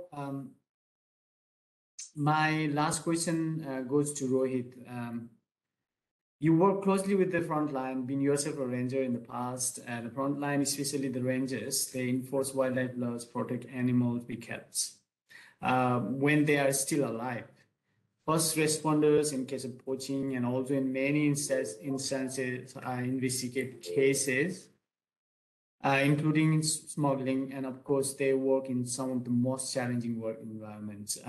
What are the major challenges the frontline is facing in terms of capacity, tools, and resources? Rohit. Thanks a lot, Ujjwal. Good evening, everyone. Thanks for giving me the opportunity. I know that we are running slightly late, so I won't explain. Otherwise, I can go on rangers. First of all, we need to understand who the rangers are. There is a misconception that rangers are only the people who wear uniform and carry firearms. Rangers are diverse range of people. They are indigenous people, they are communities, they are volunteers. There are 147 titles that are used across the world to define rangers. Now, coming to the challenge, number one challenge we have is not having enough people on the ground. There are more hairdressers in the UK than rangers in the world. There are more people working in golf courses and country clubs in the US than rangers in the world's protected areas. Last month, some of us were in Montreal, signed 30 by 30. There is no 30 by 30 without rangers. You can't protect the planet without people doing the protection. Now, the other challenges are trainings. Half of the rangers do not have the skills they need. And when I say skills, basic skills like first aid, crime scene investigation, then half of the rangers do not have the equipments they need to deliver their jobs effectively. When we say equipment, we are talking about basic stuff like GPS, boots, raincoats, and simple stuff. So when people talk about technology, let's keep in mind, I would prefer to buy a pair of boots for my rangers than buying a $5,000 drone. Yes, technology will help, but we have to keep in mind that rangers have to have the equipments they need. Number 3 is the welfare. Rangers have been ignored in the conservation narrative for a very long time. When species number increase, there are a lot of people to take credit. But when this poaching happens, the first person who is fired is the forest guard or a ranger, because he is held responsible for poaching. Their welfare has not been addressed.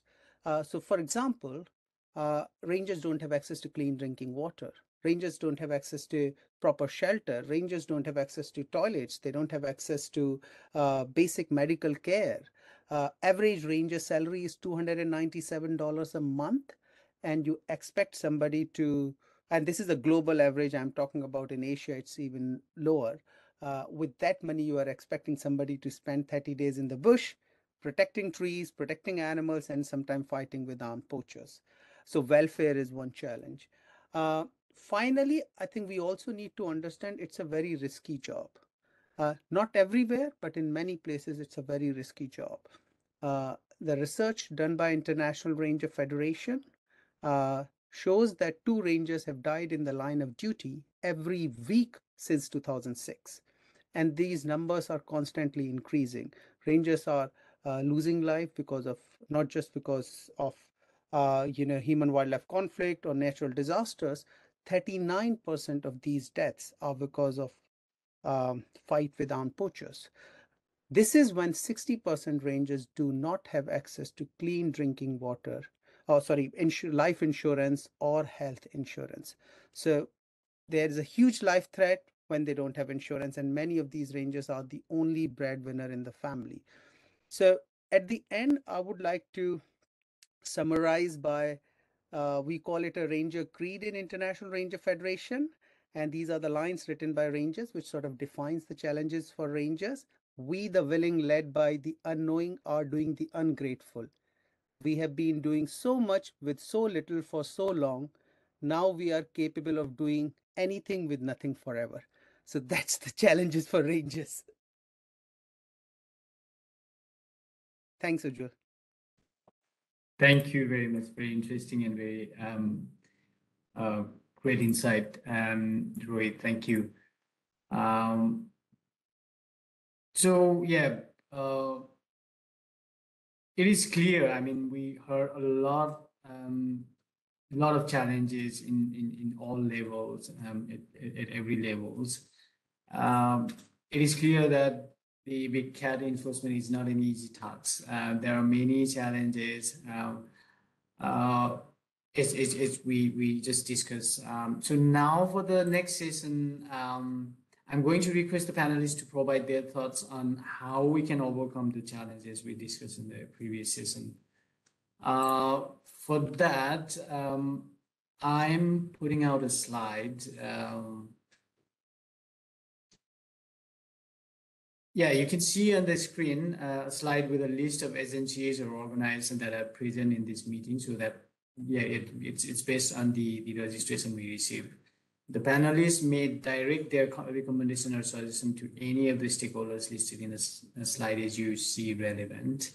The participants are also invited to provide their inputs through the link shared earlier. I'm receiving some feedback and comments already.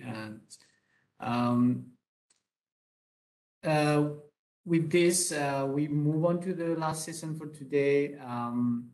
I'm going in the same order as before. So I'm going to, again, ask the question to the panelists, and it's going to be in the same order. First, Scott, your thoughts on addressing the issue you mentioned earlier, the challenges you mentioned earlier to improve the policies, legal frameworks, and prioritizing law enforcement, particularly in the Southeast Asia region. Scott, please. Absolutely, and I will try and be very brief, noting the time constraints. Two very specific things I think we need to do to raise political commitment. One is we need to start, particularly civil society organizations and those who are in media and agencies and so forth, need to start demanding greater levels of political commitment and kind of using advocacy techniques to be very specific in what we're asking from governments to do. Let's give no more platforms for kind of hollow statements and declarations, but actually be more specific in how political commitment is manifest. Secondly, I think we need to evolve our approaches to how you do capacity building past this kind of short-term training course for very large numbers of people into a bit more professional, longer-term, institutionalized approaches that will kind of build the skills that we need and kind of targeting future leaders within this sector. And then three kind of broader things that I think we need to do in how we take this approach. One is we have to scale up the work that we are doing. We aren't doing enough. If you look along the supply chain for Asian big cats from their source sites across the region through trafficking routes and in the consumer markets, enough is simply not being done. And I think all of those different stakeholders you've put on the screen need to look at how we can scale up our work to address this. And then the next thing I'd say is I think we need to change our mindset a little bit and think of this more as a problem solve. It means to be a bit more evidence-based in how we design our interventions and how we monitor the impacts of those interventions, how we test our assumptions. So we're actually able to show what's working and what's not working. I think we tend to measure success in how many arrests and seizures we get, which I think is, I think it's Jayita that was saying this isn't actually, and Debbie as well, it's not a very useful metric on its own. Really, the metric that we need to be holding ourselves to is, are crimes against big cats being addressed? Are they being prevented? Is there less threat to those animals in the wild in the places that they live? I think, we have to be more comfortable talking about our failures. It's very nice to get onto these types of things and say, well, we're really great at doing this. There hasn't been much of that, I should say, on this dialogue, which is really good to see. I think we have to be encouraged, both as from those who give money as to those who spend the money, that it's okay to talk about what we tried and what didn't work and how we can learn from those things. I think that's really important. And my final thing is to not treat this as a crisis and therefore do things that only think in the short term. I think we have to realize that, this is an issue that's going to be with us for a long period of time. We can't be complacent, as I think it was Debbie that said, and I can agree more in that. And I really think we need to start thinking, where do we want to be in 10 years from now? Both in terms of how we're responding to this, of course, as well as the result. But I think we need to look at what are the capacities that we're going to need within local institutions, whether they be local academic groups or local NGOs and media agencies. I think there's a big interest, and correctly so, in working with criminologists and crime scientists and behavioral scientists and economists on these issues. But, right now that is really driven by those in Western countries. And I'd like to see in the next 5 or 10 years a far greater involvement of those from within the range states of Asian big cats. Final thing I'm going to say is a group of NGOs, 12 NGOs, including WCS, were brought together by the great support of WWF to pull together I'm going to get it wrong now, tiger trafficking framework. I think I've missed out a T or an F in there, so I apologize to Heather and folks on that. But it's basically a toolkit of all the different resources available to address tiger trafficking. That's available on the WWF website. But it was a great resource for all of these stakeholders on there. And on that, I will leave it. Thank you. Thank you. Thank you very much, Scott. So back to Girisa, sir. Any suggestion on improving multi-agency coordination in general, based on your WCCB's experience? Yeah, sure. Thank you, Ujjwal. There are a couple of way forward that I can suggest that, as I said, the population of big cats are increasing as is posing a challenge. So here comes the role of all agencies. We have to work together so that, the big cats are taken care of side by side human population as well. So we need to preach the art of coexistence for both uh, of both human as well as big cat. Of course, we need to work more on preventive intelligence involving communities based on community intelligence and coupled with technical surveillance. So this is going to be very important as the population of big cats are increasing. So they are becoming more and more vulnerable. So need to involve community is the key point. Of course, political will is something which is very, very important, and we need to enhance and ensure the political will which is required for the conservation of the big cats. And we need to have increased mutual legal assistance treaties among the range countries and between them, so that the issues are quickly addressed and timely addressed on real-time basis. So, nevertheless, again, more and more multi-agency and multi-sectoral collaboration is to be done because it is an emerging, like communication it's an emerging field, and now the trade is on internet. So we really need to catch up with the pace of these syndicates. So that is very, very important, and uh, I really appreciate the way Rohit presented the challenges of rangers. So the field foresters who are actually the custodians of the wildlife, so they are like not 8 hours duty people. So they are 24 by 7, and they work restlessly, and they hold a territory, and they really give their everything for forest and wildlife protection. So here I think we need to develop a small force, a specialized force for like investigation purposes. Otherwise, multitasking officials will not be focusing more on this particular field, especially investigation and prosecution, because it is really time demanding and need a lot of focus. So finally, I would say that as it is already accepted, like multidisciplinary, uh, like a kind of a field wherein all agencies have to play their role. So here, mutual appreciation of roles and responsibilities of all agencies is very, very important. So that's all I would say. Thank you very much, Ujjwal. Thank you, sir. So I move to Joyita quickly. The same question: how can we enhance the law enforcement cooperation at the international level?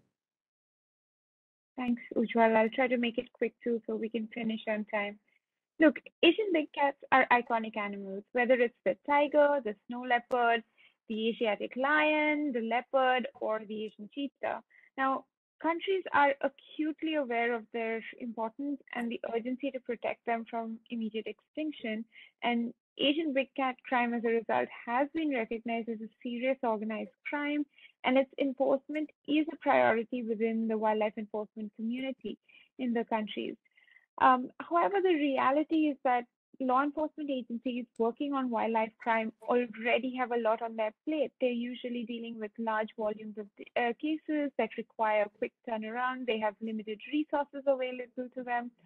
We need to acknowledge that when we're requesting for international cooperation, whether it is attending meetings, coordinating information exchange, conducting joint investigations, or operations, this adds considerably to their workload. Moreover, international cooperation is not often seen as necessary for concluding the investigations at the national level. But as I discussed earlier, it is essential because this is a transnational crime. So what we are doing right now and what we need to really continue doing more effectively is to really highlight how national law enforcement agencies would be able to enhance their investigations on big cat trafficking through international cooperation. whether it is an ability to get more information on routes, modus operandi, or just criminals and networks, or to track down fugitives who maybe have left the country, or simply learn from best practices and techniques used by other countries dealing with the same crime type. International cooperation can provide a lot to the countries, which they can use as an advantage in their own investigations at the national level. And this is something we need to put front and center when we are working on this crime, on this issue. And all the agencies you've listed today, we need to work with all the relevant stakeholders to incentivize transnational cooperation. And of course, success drives momentum. So, for instance, our joint analysis with India and Nepal that I mentioned in 2015-16, we helped map out 8 criminal networks with 12 primary and 9 secondary targets that were identified. Now, in the last 7 years since this exercise, 6 of these targets have already been arrested by the countries, and considerable progress has been made on the investigation of the other identified targets, thanks to excellent ongoing collaboration between the countries' information sharing and a yearly assessment of these criminal networks. Now, I also want to mention that the kind of international collaboration that is required for enforcement agencies on Asian big cat trafficking also differs really greatly within Asia. In South Asia, where big cats are poached and trafficked from the wild, compared to parts of Southeast and East Asia, where they're primarily sourced from captive breeding facilities. And then you have Central Asia, which poses a completely different challenge due to the topography. And then there's additional issues that come in of global nature, such as sourcing substitutes from other parts of the world, like lions from Africa or jaguars from South America, to substitute Asian big cats, parts and derivatives in Asia, and also trafficking in live cats for pet markets. So Asian big cat trafficking is an organized, complex, multifaceted, and of course, a transnational crime, and no one country can address it alone. Intelligence-led transnational enforcement response is absolutely essential to make the world a safer place for the Asian big cats. Thank you. Thank you, Zarika. So, Pia, quickly, any thoughts on ways to improve the engagement of the countries in the implementation of these decisions that you all mentioned earlier in relation to big cats? Yeah, thank you again. So, as I mentioned in my intervention before, CITES parties and the Secretariat and all our partners in the International Consortium on Combating Wildlife Crime, IQWIC, we will work on the implementation now on the CITES resolution and decisions that came out of COP19. And in particular, related to the big cats, I would like to mention the Big Cat Task Force. So the Conference of the Parties, they recognize that that's not only the illegal trade in Asian big cats that is of concern, but also the illegal trade in big cats from other regions, such as the cheetah, leopards, lions, and jaguars, which also have been mentioned during this dialogue. So therefore, the Conference of the Parties has directed the Secretariat to organize a Big Cat Task Force meeting, which will focus on big cat species from Africa, Asia, and Latin America. The terms of reference and the modus operandi for this task force has already been adopted by the Standing Committee. So the next step for us will be now to set the venue. We are working on that.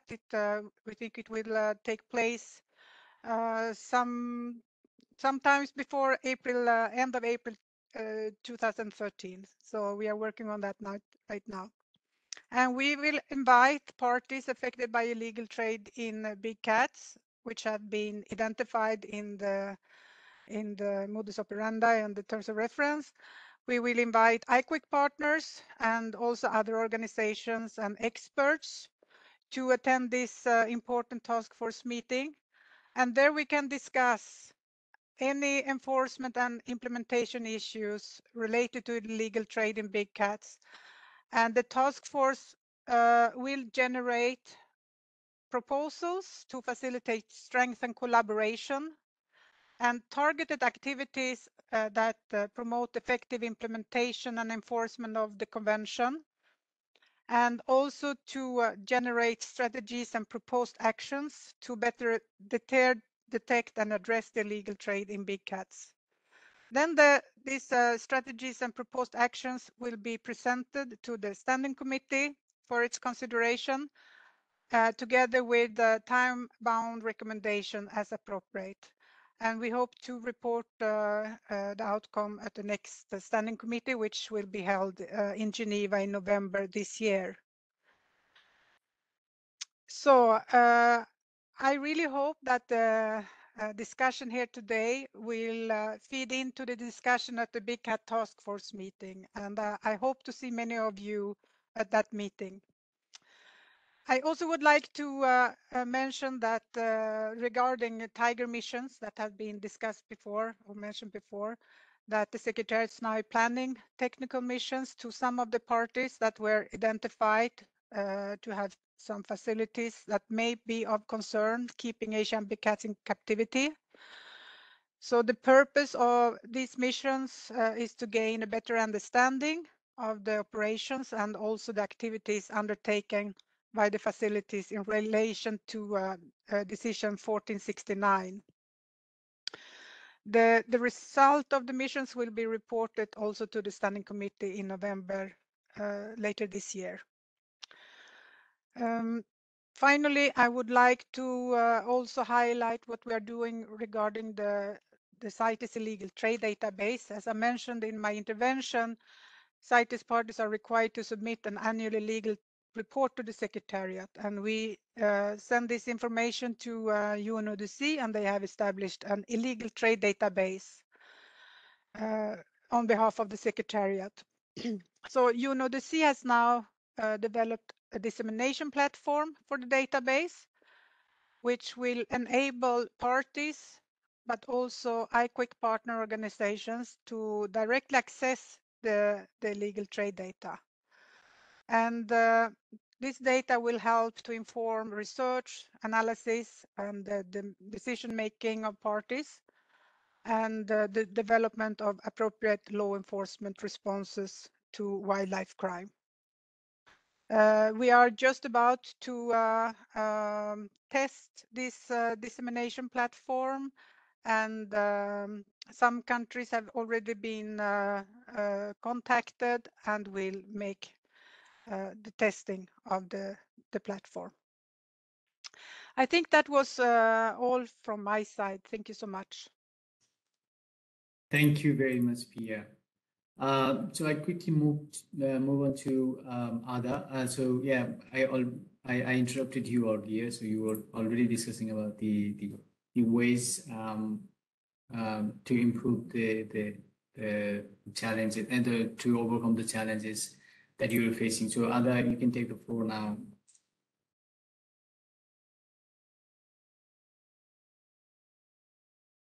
Yeah, Ujwal, just sorry.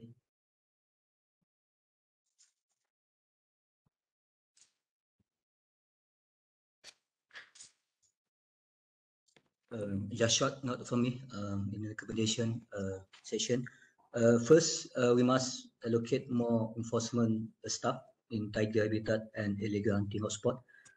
For Malaysia, this year we will continue to implement our boots on the ground project of tiger habitat. We will allocate extra 1,000 community ranger at about 150 hotspot area. So beside that, I want to suggest international agency such as Interpol and CITES creating a networking and cooperation with our newly established Wildlife Crime Bureau under the Royal Malaysian Police. Malaysian WCB, together with us, will focusing on combating crime syndicate. Last point, Ujwal, training is very important as an enforcement agency and rangers, we need to continue have training, especially practical training. I also want to suggest we have traditional cross-country training to increase our ranger skill. That's all, Joel. Thank you. Thank you. Thank you very much, Father. And Rohit, again, very quickly, any suggestion on how we can strengthen the boots on the ground? Thanks a lot, Ujjwal. So very quick, number one, we want to see changes, then we have to stop treating rangers as a short capacity building and welfare projects. Rangers should be treated like a workforce that need reforms. That also comes with recognition, because all the challenges that I mentioned, whether it's access to clean drinking water or equipment, all those are labor challenges. Those are about labor rights. But International Labour Organization doesn't even recognize ranger as an occupation. Global occupation list has rangers under arts and entertainment along with circus workers. So if you don't work on a workforce, you can't really get the recognition. Number three, in terms of the exact solution, what we can do is you need to do three things. Number one is competencies. We have to give right skills and the right equipments to deliver the job effectively. Number two is conditions, improve the welfare conditions of rangers. And number three is conduct. Nobody will invest in a workforce that is not accountable, that is not responsible. So we have to work on strengthening the conduct of rangers. And all this can only be done if we all work together. Again, back to stop treating rangers like a short welfare capacity building project, work on them as a workforce and try to reform the workforce. Thank you. Thank you very much. So with this, we've come to the end of the session, all the discussions. Thank you all the panelists for joining today and sharing your experiences, your ideas, and then your insights in this session. I hope it is useful for all the participants present here today in one way or the other. Thank you everyone again. For the final session, we're overshooting time a little bit. For the final session, I would like to invite Mr. David Migwe, Interpol Environmental Security Operational Coordinator, for providing the closing remarks and announce the closing of the meeting. So David, please. Good morning, good afternoon, and good evening. From the onset, I wish to sincerely thank all the speakers, moderators, and participants for your active participation in this enforcement dialogue. Special mention goes to our guest speakers who made the opening remarks, setting the pace for this dialogue. The Secretary General of CITES, EDPS Interpol, and Environmental Security and Resilience Division Chief, USAID, Bureau of Asia. As we come to an end of this event, allow me to briefly reflect on some of key highlights from the 5 sessions that we've just had. During the last 2.5 hours, the dialogue has, among other things, highlighted the nature and scale of crimes involving the Asian big cats, enabled us to understand efforts made to combat Asian big cats-related crimes in Asia, with successes and experiences to date, led to a better understanding of the law enforcement challenges, both current and emerging. They affirmed the role of governments and partners in enhancing security of Asian big cats, the need to strengthen criminal justice system to bring criminals involved to justice, and explored ways to overcome the challenges with recommendations on actions needed to improve law enforcement in order to reduce the threats big cats from poaching and illegal trade. Addressing the immense challenges facing the Asian big cats and criminal convergence around it calls for a robust international enforcement response. Initiatives such as this enforcement dialogue presents a great opportunity for governments, law enforcement agencies, judiciary, the general public, local communities, private sector, society, the media, universities and research institutions, donor agencies, international organizations, and other state and non-state actors to highlight the extraordinary value of collaboration, information sharing, and partnerships to support each other's efforts. Ensuring that the whole of the wildlife and supply chain is cohesive provides a stronger response to transnational organized criminal networks. There is also need for partners and stakeholders in the field of fighting environmental crimes to complement and leverage on their respective efforts and expertise for greater impact. An initiative such as the International Consortium on Combating Wildlife Crime, ICWIC, is a great illustration of how each of the partners plays a unique role in the wildlife enforcement chain, bringing coordinated support to national agencies, sub-regional and regional networks that act in defense of natural resources with the vision of a world free of wildlife crime. Once again, I wish to thank Interpol and the United States Agency for International Development for co-hosting this successful event and every one of us for participating. It is my honor to declare the event officially closed, but urge all of us to keep the dialogue alive and continue engaging. I wish you a great 2023 and success in all your endeavors. Thank you.